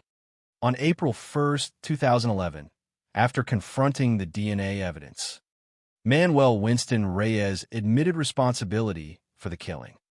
His confession provided investigators with an explanation that corresponded to several aspects of the physical evidence collected nearly 20 years earlier. According to his statement, resentment had developed after he was no longer employed by the family. On the day of the murder, he went to the villa intending to commit theft. His objective, according to his own account, was burglary rather than homicide. However, events unfolded differently once Alberica unexpectedly encountered him inside the residence. Reyes stated that he panicked when she saw him. During the confrontation, he struck her on the head before manually strangling her to death. Afterward, he took several pieces of jewelry and fled the property. His description corresponded with important forensic findings documented from the original crime scene. Alberica had indeed suffered a blow to the head before dying from manual strangulation. Jewelry had also been reported missing from the bedroom. At the same time, investigators remained careful not to present the confession as eliminating every unanswered question. Some aspects of the case continued to provoke discussion, particularly concerning how the crime had been committed without attracting attention inside an occupied house. Nevertheless, from a legal standpoint, the DNA evidence combined with Reyes's confession fundamentally transformed the investigation. The case that had remained unsolved for nearly 20 years now possessed both forensic identification and an admission of guilt from the individual identified through that forensic process. The confession also brought renewed public attention to the investigation itself. Many observers reflected on how differently the case might have unfolded had modern DNA technology existed in 1991. Reyes had been questioned during the initial investigation, meaning that the decisive evidence had effectively been present from the beginning. What had changed was not the crime scene, but the ability of science to interpret it. This realization prompted broader discussions throughout Italy regarding the preservation of forensic evidence and the importance of periodically reviewing unsolved cases as scientific methods continue advancing. The prosecution subsequently prepared its case for trial. In 2011, Manuel Winston Reyes appeared before the Italian courts to answer for the murder of Alberica Filo Della Torre. Rather than proceeding through a full, ordinary trial, he elected to be judged under Italy's abbreviated procedure, known as rito abbreviato. This legal mechanism plays a distinctive role within the Italian criminal justice system. Under its provisions, defendants may choose a streamlined process that allows the court to decide the case primarily on the existing evidence. In exchange, the maximum sentence may be reduced if the defendant is convicted. The prosecution, nevertheless, sought the most severe punishment available under the circumstances. Prosecutors requested life imprisonment, arguing that the gravity of the offense justified the harshest possible response.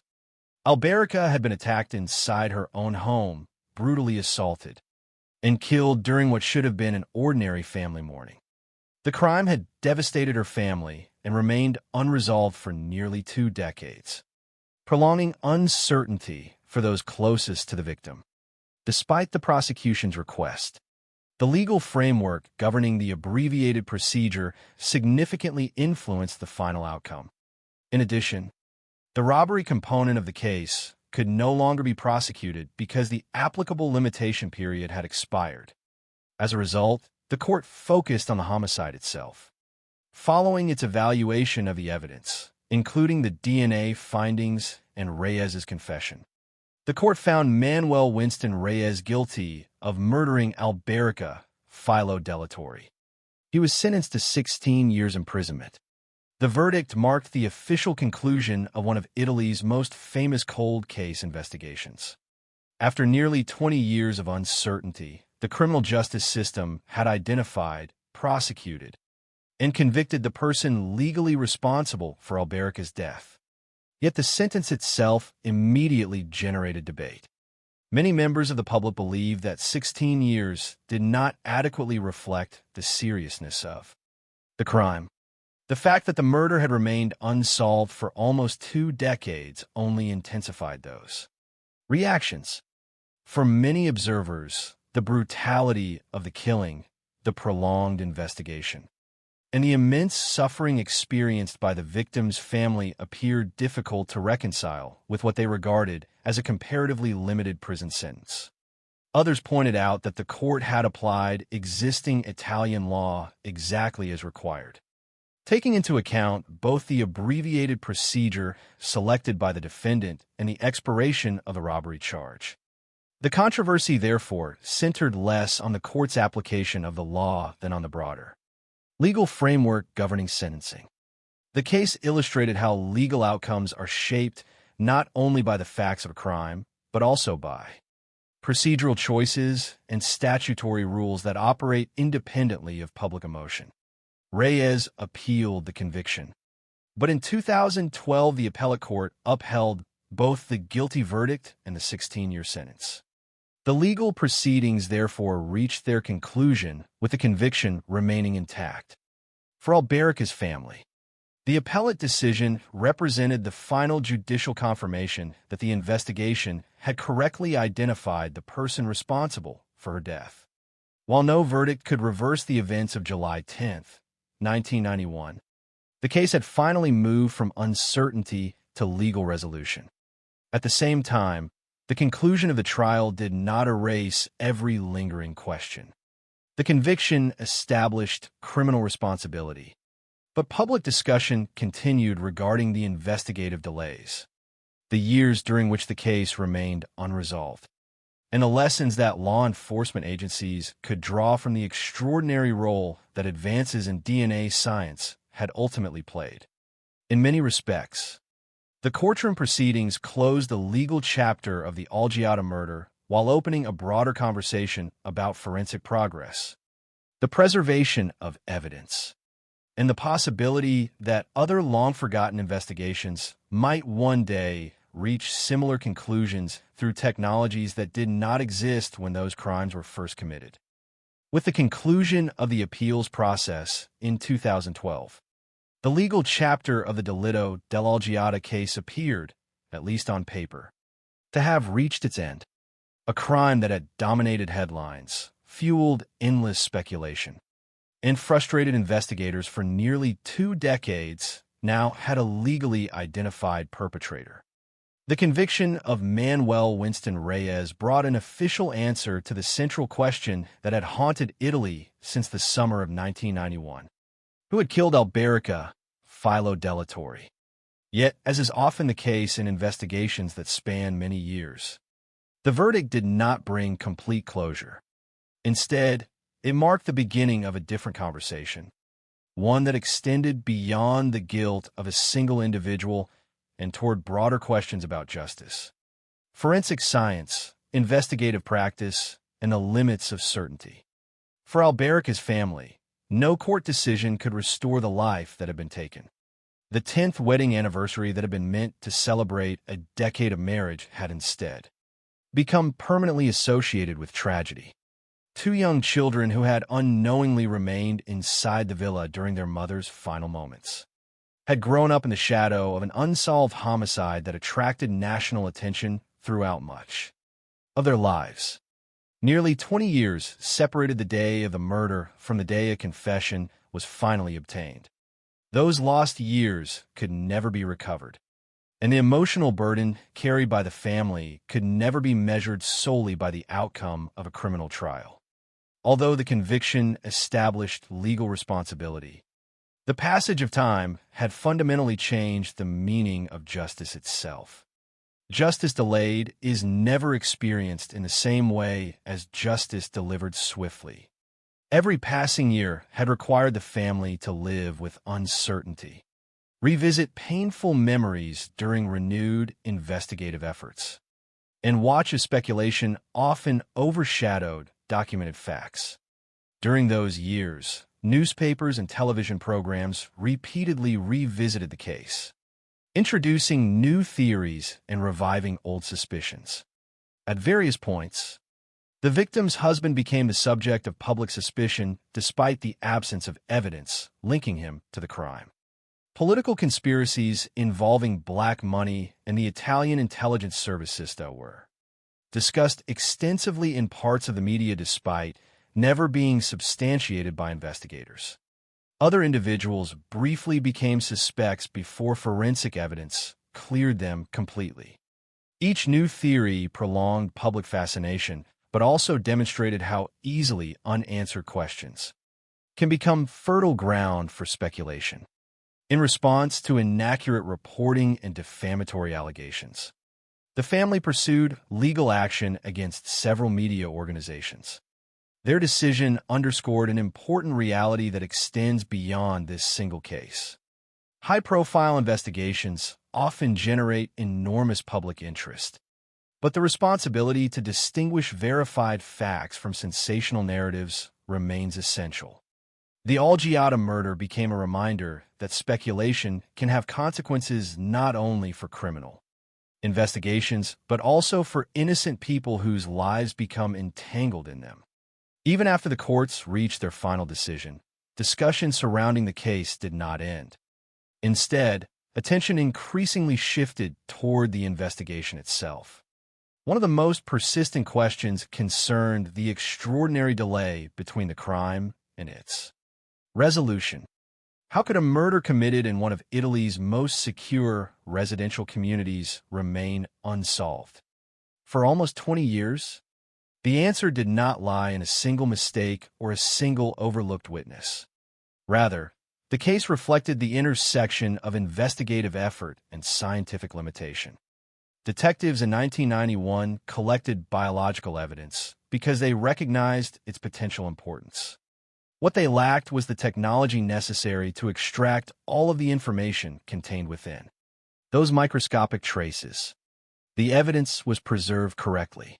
Its full significance simply could not yet be revealed. This distinction became one of the case's most enduring lessons. Popular discussions of cold cases often assume that unsolved crimes remain unresolved because investigators failed to collect evidence or overlooked obvious clues. The Algiata investigation demonstrated a more complicated reality.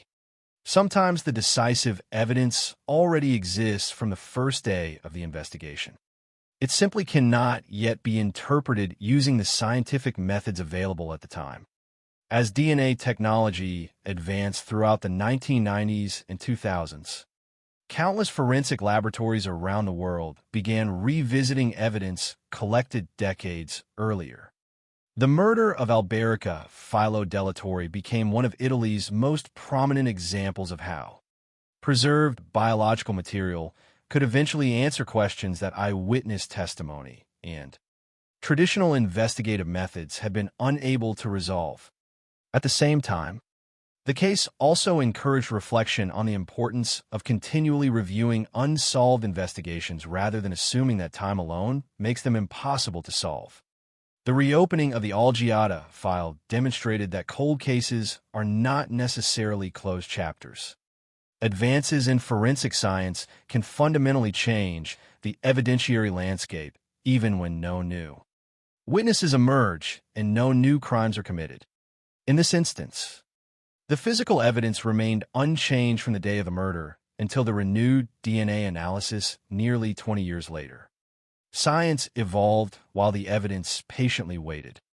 Another issue that continued to generate public debate involved the sentence imposed upon Reyes.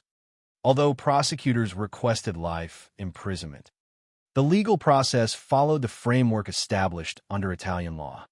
Because Reyes chose the abbreviated procedure, known as rito abbreviato, the maximum available punishment was reduced according to the applicable legal provisions.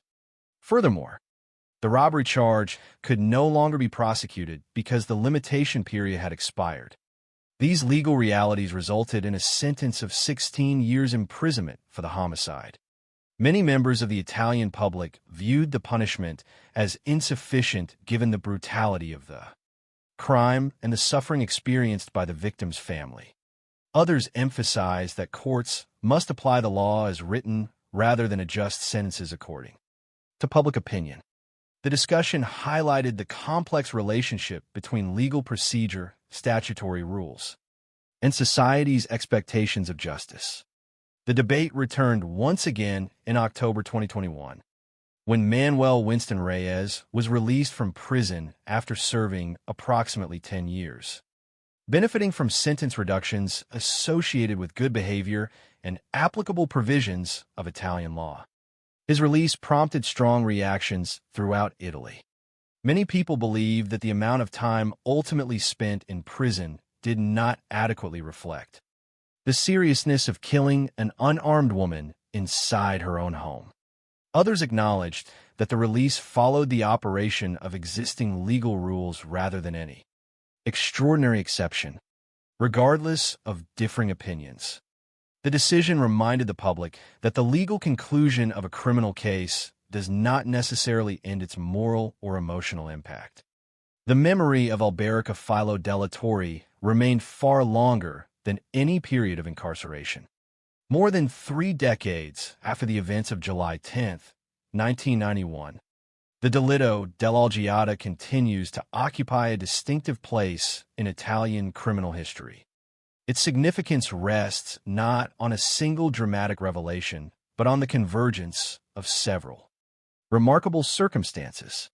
The victim belonged to an aristocratic family with deep historical roots. The crime occurred inside one of Rome's most exclusive and carefully protected residential communities. Numerous people were present on the property, yet no one witnessed the attack itself.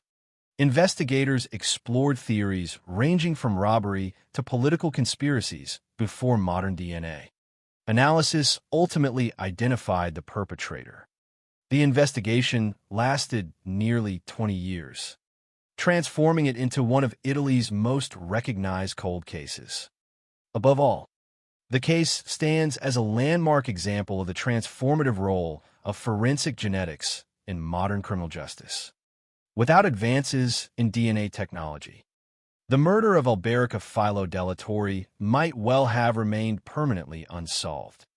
The preserved biological evidence collected in 1991 became meaningful only because scientific methods continued advancing long after the crime occurred. In that sense, the investigation reflects both the patience required of criminal justice systems and the extraordinary value of preserving physical evidence, even when immediate answers appear impossible. Looking back, it is tempting to focus exclusively on the technological triumph that eventually solved the case. Yet doing so risks overlooking the human story at its center. Before it became a famous investigation, before it became a legal precedent discussed in relation to DNA evidence, it was the violent loss of a wife and mother whose family expected nothing more extraordinary on that July morning than an evening celebrating 10 years of marriage. The anniversary decorations being prepared outside the villa never fulfilled their intended purpose. Instead, they became silent witnesses to a day remembered not for celebration, but for irreversible loss. The greatest legacy of the Olgiata murder is therefore not merely that science eventually identified the person responsible. Its deeper legacy lies in demonstrating how fragile certainty can be, even within environments that appear exceptionally safe. High walls, guarded entrances, wealth, and social status could not prevent violence. Public speculation could not substitute for evidence. Years of determined investigation could not overcome technological limitations until science finally caught up with the questions investigators had been asking since the first day. The case reminds us that justice is often neither immediate nor perfect. It can arrive slowly, shaped by persistence, evolving knowledge, and the careful preservation of evidence that may not reveal its importance until decades later. Alberica Filo della Torre's name remains associated with one of Italy's most famous criminal investigations, not because of the prominence of her family alone, but because her case fundamentally changed how many people understood the potential of DNA evidence to resolve even the most difficult cold cases. In the end, the silence that surrounded her death for nearly 20 years was broken not by rumor, not by speculation, and not by chance, but by scientific progress. That achievement cannot erase the tragedy that unfolded inside the Olgiata Villa on the morning of July 10th, 1991, nor can it restore the years lost to uncertainty. It does, however, stand as a lasting reminder that while time may complicate the search for truth, it has not always placed the truth beyond reach. More than 30 years have passed since the events of July 10th, 1991, yet the delitto dell'Olgiata continues to occupy a unique place in discussions of Italian criminal justice. It is remembered not only because a member of an aristocratic family was murdered inside one of Rome's most exclusive residential communities, nor solely because the investigation lasted nearly 20 years before reaching a legal conclusion. Its lasting significance comes from the way it illustrates the strengths and weaknesses of every stage of a criminal investigation. It reveals how assumptions can influence public perception, how media speculation can outpace verified evidence, how technological limitations can delay justice despite determined investigative work, and how advances in forensic science can eventually transform what once appeared to be an unsolvable mystery. Looking back across the entire chronology of the case, one of its most striking features is how little changed about the physical evidence itself. The crime scene remained the same. The biological traces collected in 1991 remained preserved. The victim's injuries never changed. The missing jewelry never reappeared as the decisive clue investigators initially hoped it might become. What changed instead was humanity's ability to interpret evidence that had existed from the very beginning. This distinction makes the Algiata case particularly important in the history of forensic investigations. Contrary to the popular image of detectives discovering one dramatic new clue decades later, the decisive evidence had always been present. It simply required scientific methods that did not yet exist in practical investigative form when Alberica Filo de la Torre lost her life. Equally important is the lesson concerning the preservation of evidence. Had the biological material recovered from the bedroom not been carefully collected and stored during the original investigation, later advances in DNA analysis would have been meaningless. Even though investigators in 1991 could not fully analyze every sample, they understood its potential future value. Their decision to preserve that evidence with care ultimately allowed later forensic specialists to revisit the case using techniques unavailable to the original investigative team. In that sense, the work performed on the first day of the investigation remained indispensable even though it did not immediately produce an arrest. The Algiata murder therefore demonstrates that effective investigations are often cumulative. Each generation of investigators builds upon the work completed by those who came before, and evidence preserved today may answer questions that current science cannot yet resolve. The case also offers a cautionary perspective on public speculation during major criminal investigations. Throughout the nearly 20 years in which the murder remained unsolved, countless theories circulated through newspapers, television broadcasts, and public discussion. Some focused on Pietro Mattei, suggesting financial motives or hidden personal conflicts despite investigators ultimately finding no direct evidence connecting him to the crime. Others proposed links involving political conspiracies, black money, or the Italian intelligence service SISTA.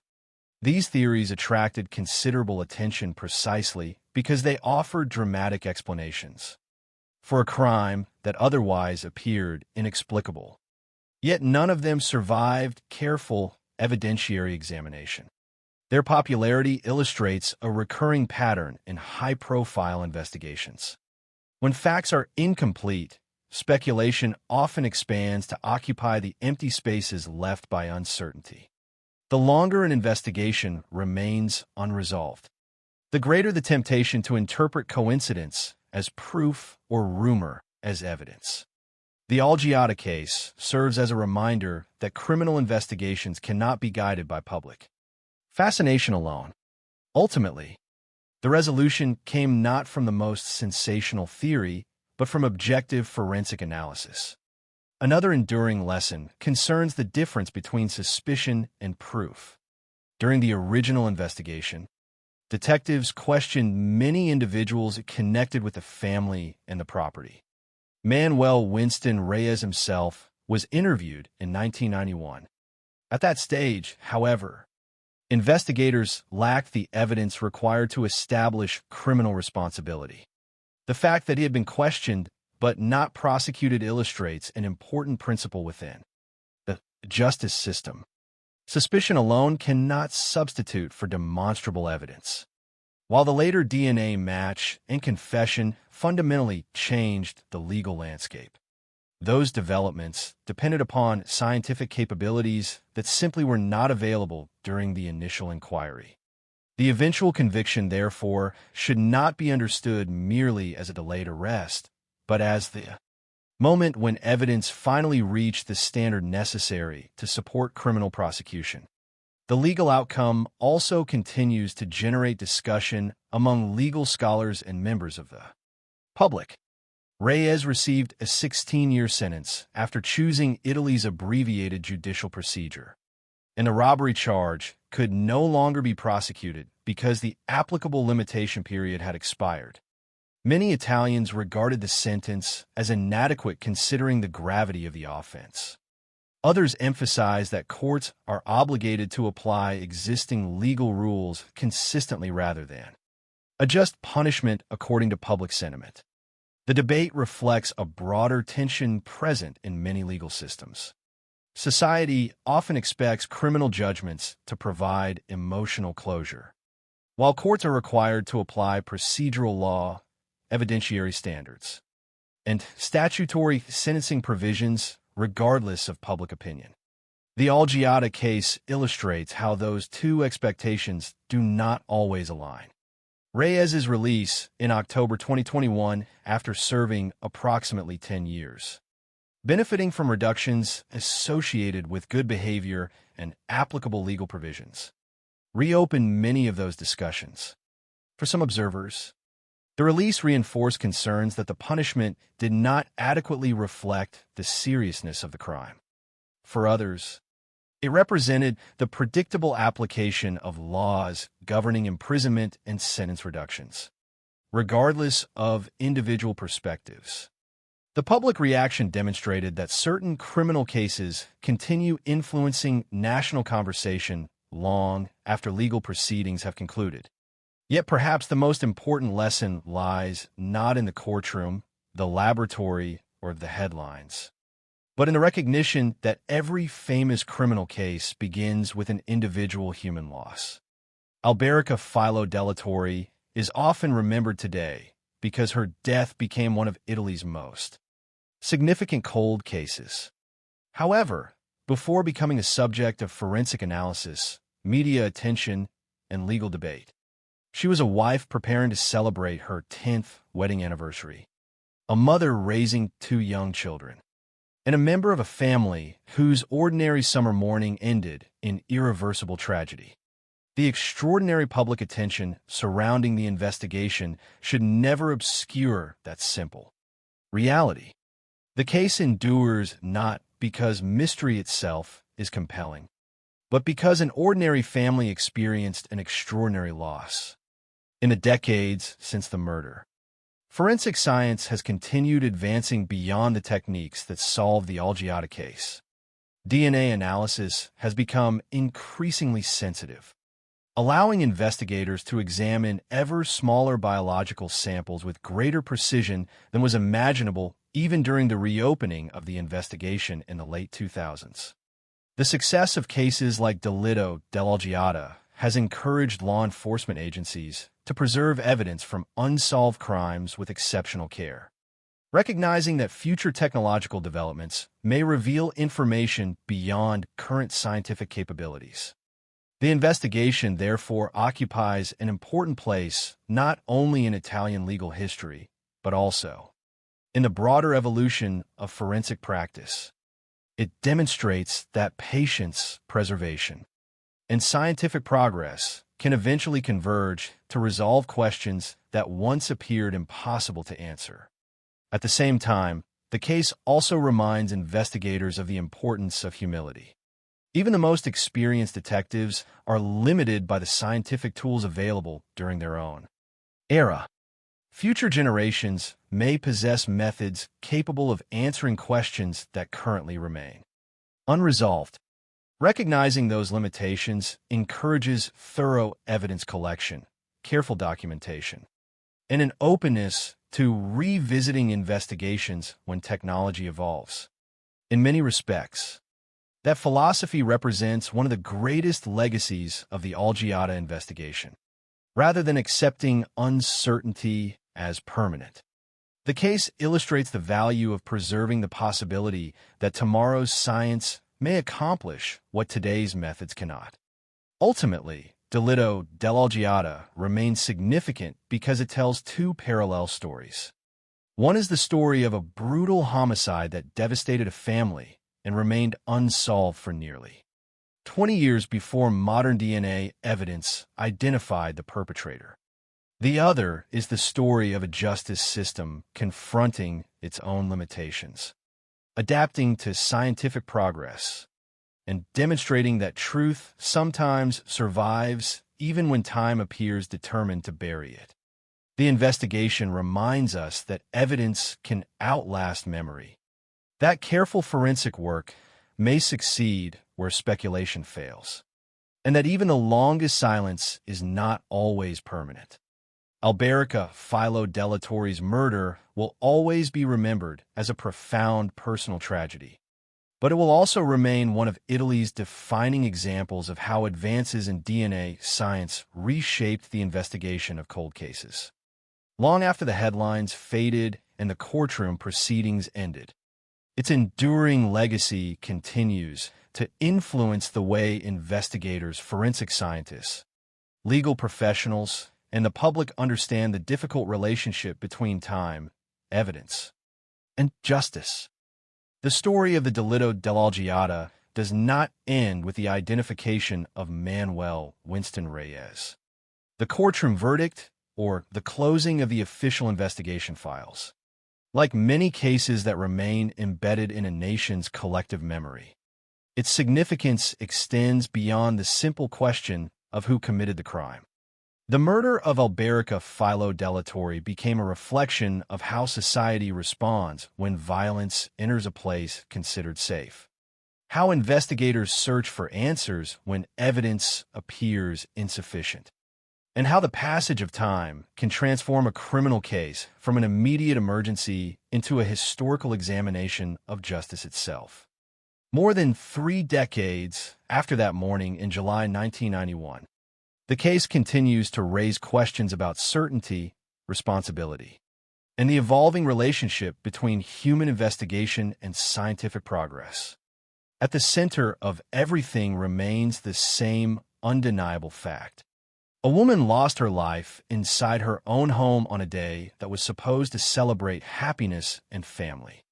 Every later development, every investigation strategy, every forensic breakthrough, and every courtroom argument existed because of that original tragedy. The attention surrounding the case often focused on the extraordinary circumstances, the aristocratic background of the victim, the wealthy neighborhood where she lived, the mystery surrounding the killer's escape, and the long delay before the truth emerged. Yet beneath those elements was a much more personal story. Alberica Filo Delatorre was not merely a name in a criminal file.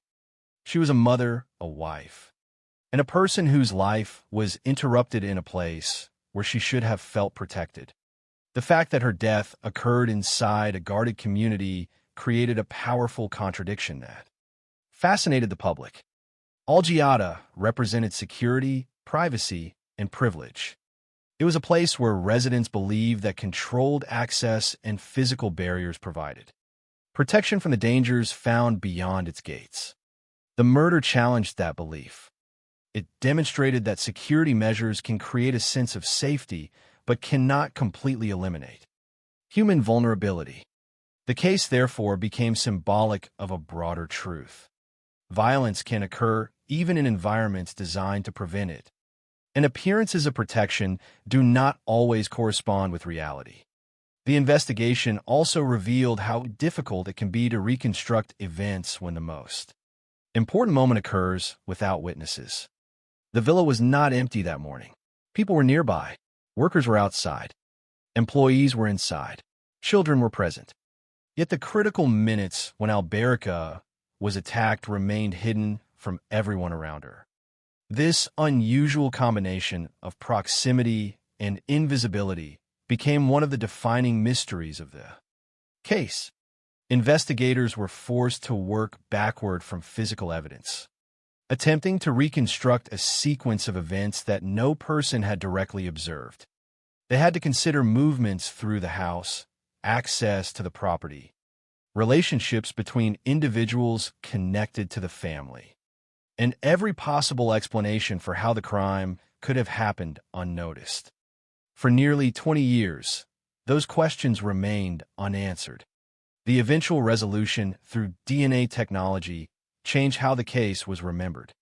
Before the breakthrough, the Algiata murder represented uncertainty.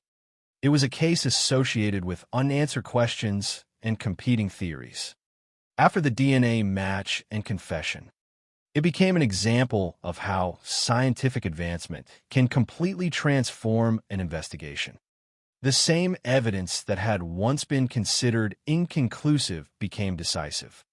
The biological traces collected during the original investigation had survived long enough for technology to catch up with them. This transformation changed not only the outcome of the Algiata case, but also public understanding of forensic science.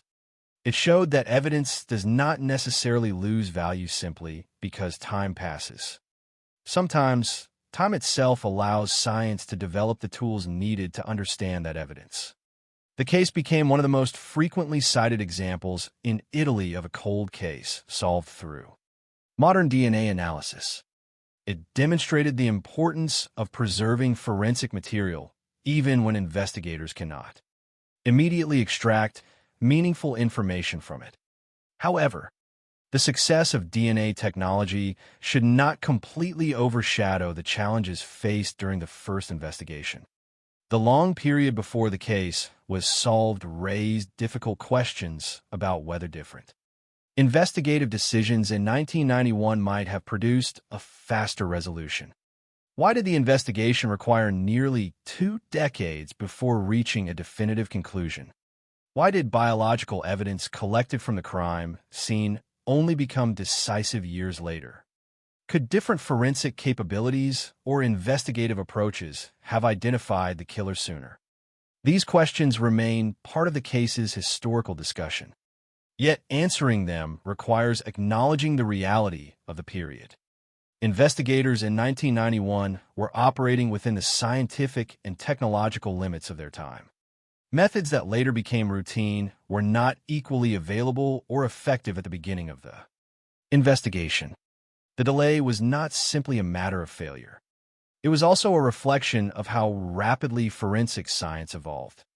The Algiata case, therefore, represents both the limitations of earlier investigative techniques and the extraordinary possibilities created by modern science. Another important aspect of the case is the role of memory. Over the years, as the investigation continued, public attention repeatedly returned to the same unanswered questions.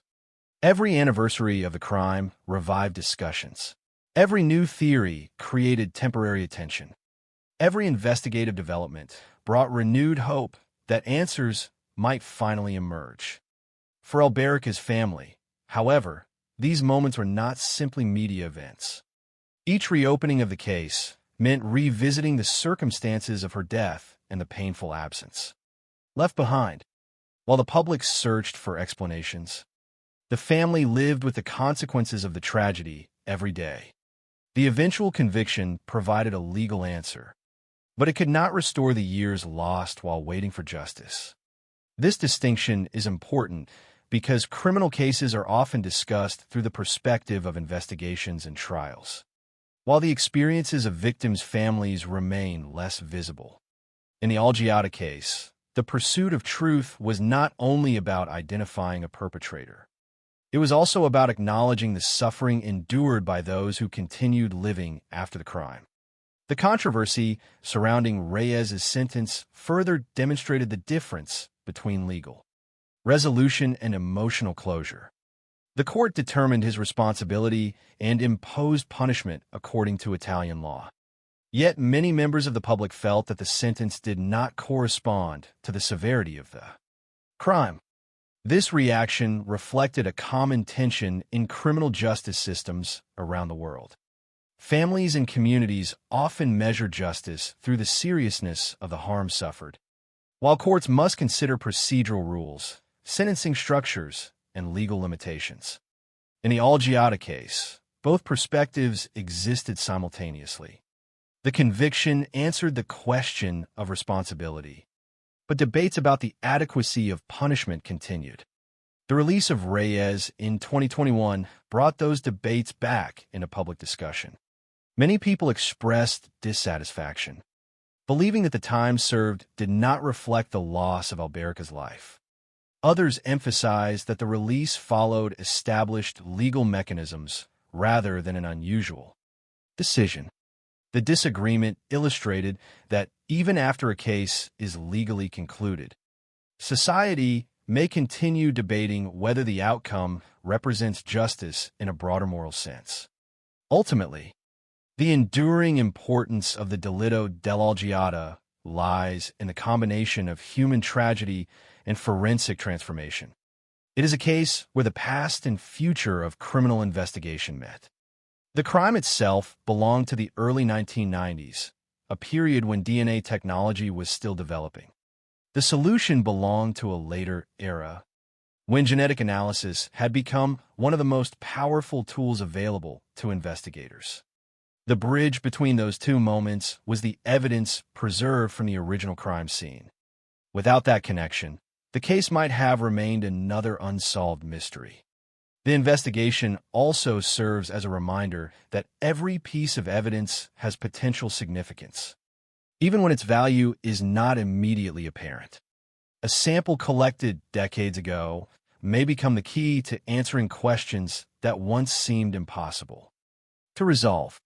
A forgotten case file may one day receive renewed attention because science has changed.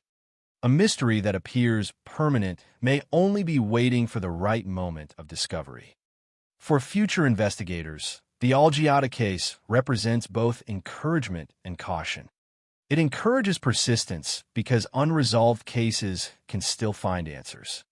It cautions against assuming that any single investigation has reached its final conclusion when new technologies may emerge. The search for truth is not limited to the tools available at one particular moment in history. It evolves alongside human knowledge. In the end, the name Alberica Filo della Torre remains connected to one of Italy's most famous criminal investigations. But her story should not be reduced only to the circumstances of her death. The lasting significance of her case comes from what it revealed about justice itself. It showed that truth may require patience, that evidence may wait silently for decades before revealing its meaning, and that scientific progress can give a voice to those who can no longer speak. The Algiata Villa, once the scene of a devastating crime, became the starting point for a lesson that extended far beyond its walls. It became an example of how modern forensic science can reopen the past, challenge old assumptions, and provide answers where uncertainty had endured for generations. The murder of Alberica Filo della Torre remains a tragedy, but it also remains a powerful reminder that the pursuit of truth does not always end when time passes. Sometimes, the passage of time is exactly what allows the truth to finally be found. The delitto dell'Algiata remains, even after its legal conclusion, a case that continues to invite reflection on the nature of truth, memory, and justice. Unlike crimes that are solved quickly through a clear chain of evidence and an immediate arrest, the murder of Alberica Filo della Torre unfolded across a timeline measured not in days or months, but in decades. The distance between the crime and its resolution created a unique historical record, one that allows observers to examine not only the actions of the person responsible for the murder, but also the broader system that searched for answers. The case became a study of persistence, uncertainty, and the extraordinary possibility that evidence can survive long enough for future generations to uncover what earlier investigators could not. When Alberica was killed on July 10th, 1991, nobody inside the Algiata Villa could have imagined that the investigation would continue for almost 20 years. The home that had been prepared for an anniversary celebration instead became the center of one of Italy's most debated criminal investigations. The presence of numerous people nearby created an expectation that the truth would emerge quickly. There were employees, workers, children, and household staff in or around the property. Yet the most important moment of the entire case, the attack itself, remained hidden.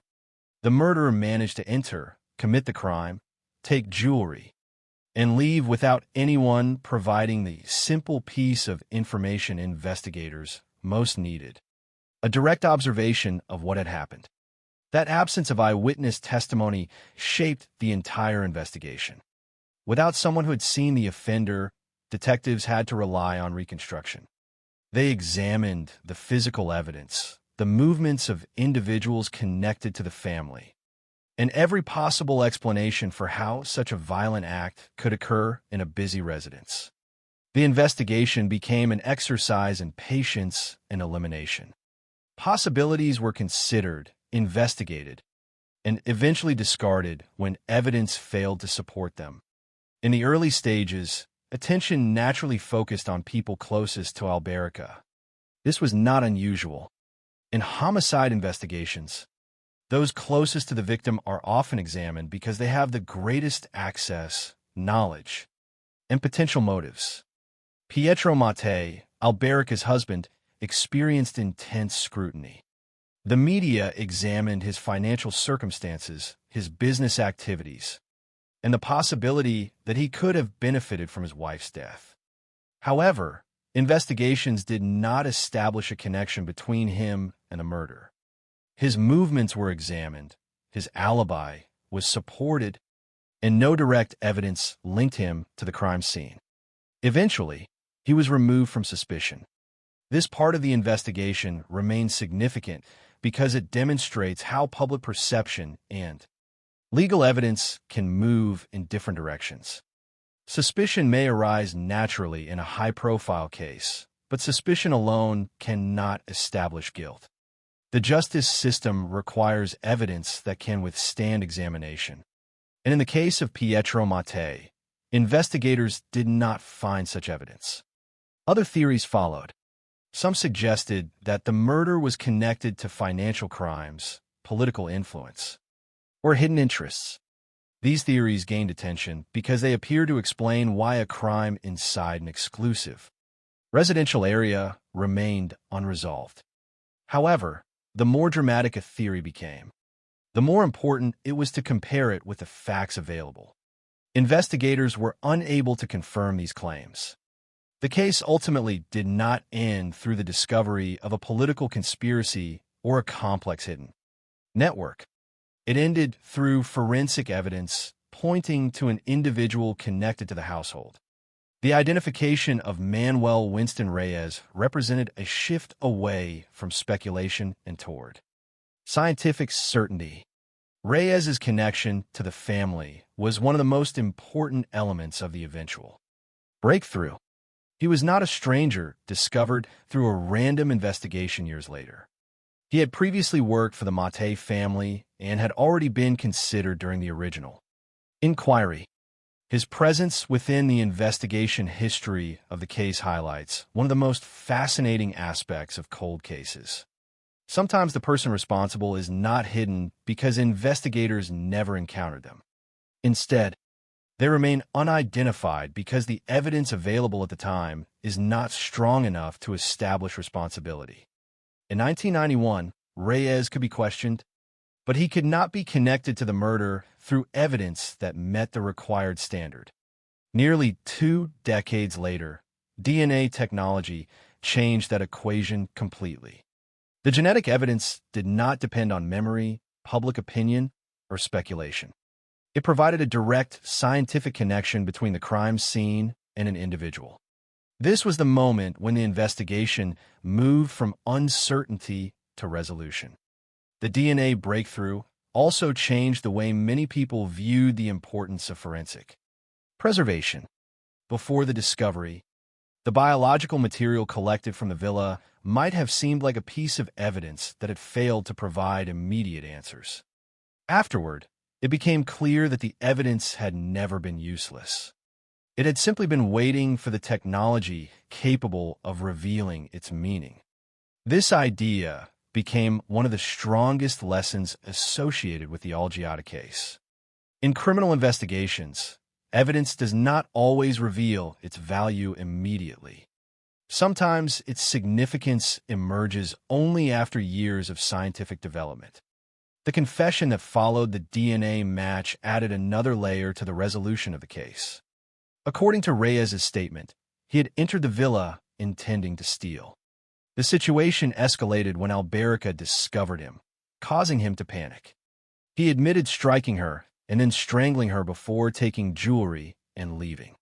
His account provided investigators with a narrative that matched the physical evidence already. collected during the original examination, the missing jewelry, the injuries identified by forensic specialists, and the biological evidence all formed a consistent picture of what had occurred. Yet, even with this explanation, some questions remained part of public discussion. One of them concerned whether Reyes acted alone and exactly how he moved through the property. Without being detected, the conviction established his responsibility for the murder. But some details of that morning could never be fully reconstructed with absolute certainty. This is another reality of criminal investigations. A case may be solved without every mystery disappearing completely. The purpose of a trial is to determine legal responsibility, not necessarily to recreate every second of an event with perfect precision. The trial itself represented the final stage of a journey that had begun nearly 20 years. Earlier, in 2011, Reyes faced the Italian judicial system, and the court considered the evidence against him. The DNA match and his confession formed the foundation of the prosecution's case. He was convicted of murdering Alberica Filo Delatorre and received a 16-year prison sentence. Under the legal circumstances surrounding his chosen procedure and the limitations affecting the robbery charge, the decision closed the question of criminal responsibility, but it also created another discussion about the relationship between punishment and public expectations. For many people, the sentence seemed too short when measured against the seriousness of the crime and the suffering experienced by the victim's family. The idea that someone responsible for such a devastating act could eventually return to society was difficult for many observers to accept. At the same time, legal systems operate according to established rules rather than emotional response. The sentence reflected those rules, including the consequences of the abbreviated trial procedure selected by Reyes and the fact that the robbery charge could no longer proceed because of the expiration of the applicable limitation period. This tension between legal procedure and public emotion is common in major criminal cases, and the Algiata investigation became another example of that difficult balance. When Reyes was released in October 2021 after receiving reductions for good behavior and other applicable legal provisions, the case once again returned to public attention. The reaction demonstrated that even after a conviction, some cases continue to live in collective memory. The release did not reopen the question of who was responsible, that had already been answered. Instead, it reopened the broader debate about whether justice had been fully achieved. For some, the punishment remained insufficient. For others, the legal process had reached its proper conclusion. Both reactions reflected different understandings of what justice represents. For the legal system, justice is measured through evidence, procedure, and lawful punishment. For many victims' families and members of the public, justice also carries an emotional dimension connected to loss, suffering, and the permanent consequences of crime. The delitto dell'Algiata exists at the intersection of these two perspectives. It is a solved murder, but it is also a reminder that solving a crime does not erase the damage caused by it. Alberica's death changed her family's life permanently. The years spent waiting for answers created an experience that no verdict could completely undo. The conviction of Manuel Winston Reyes provided accountability, but it could never restore what had been lost on that summer morning in 1991. This distinction is essential when examining any true crime case. Behind every investigation, behind every forensic discovery, and behind every courtroom decision, there are real people whose lives continue after the headlines disappear. The enduring importance of the Algiata case lies precisely in this combination of human tragedy and investigative transformation. It is remembered because it involved a shocking crime, but it is studied because it demonstrated the changing power of forensic science. It showed that a case considered impossible to solve can still find answers when technology advances, and evidence is preserved. It demonstrated that truth can remain hidden for years without being destroyed. And it reminded investigators, legal professionals, and the public that every unsolved case carries the possibility of future resolution. The story of Alberica Philo Della Torre, therefore, remains more than the story of a murder. Investigation. It is a story about time, patience, and the search for truth across generations. The evidence collected in 1991 waited nearly 20 years before revealing its message. The investigators who reopened the case relied on science that had not existed when the crime occurred. The family who continued seeking answers finally received confirmation of what had happened. The Algiata Villa, once defined by tragedy, became part of a larger lesson about how justice can evolve. The case reminds us that while time can complicate investigations, it does not necessarily defeat them. A mystery may remain silent for years, but silence is not the same as absence. Sometimes the answers are already there, waiting for the moment when human knowledge becomes capable of finding them.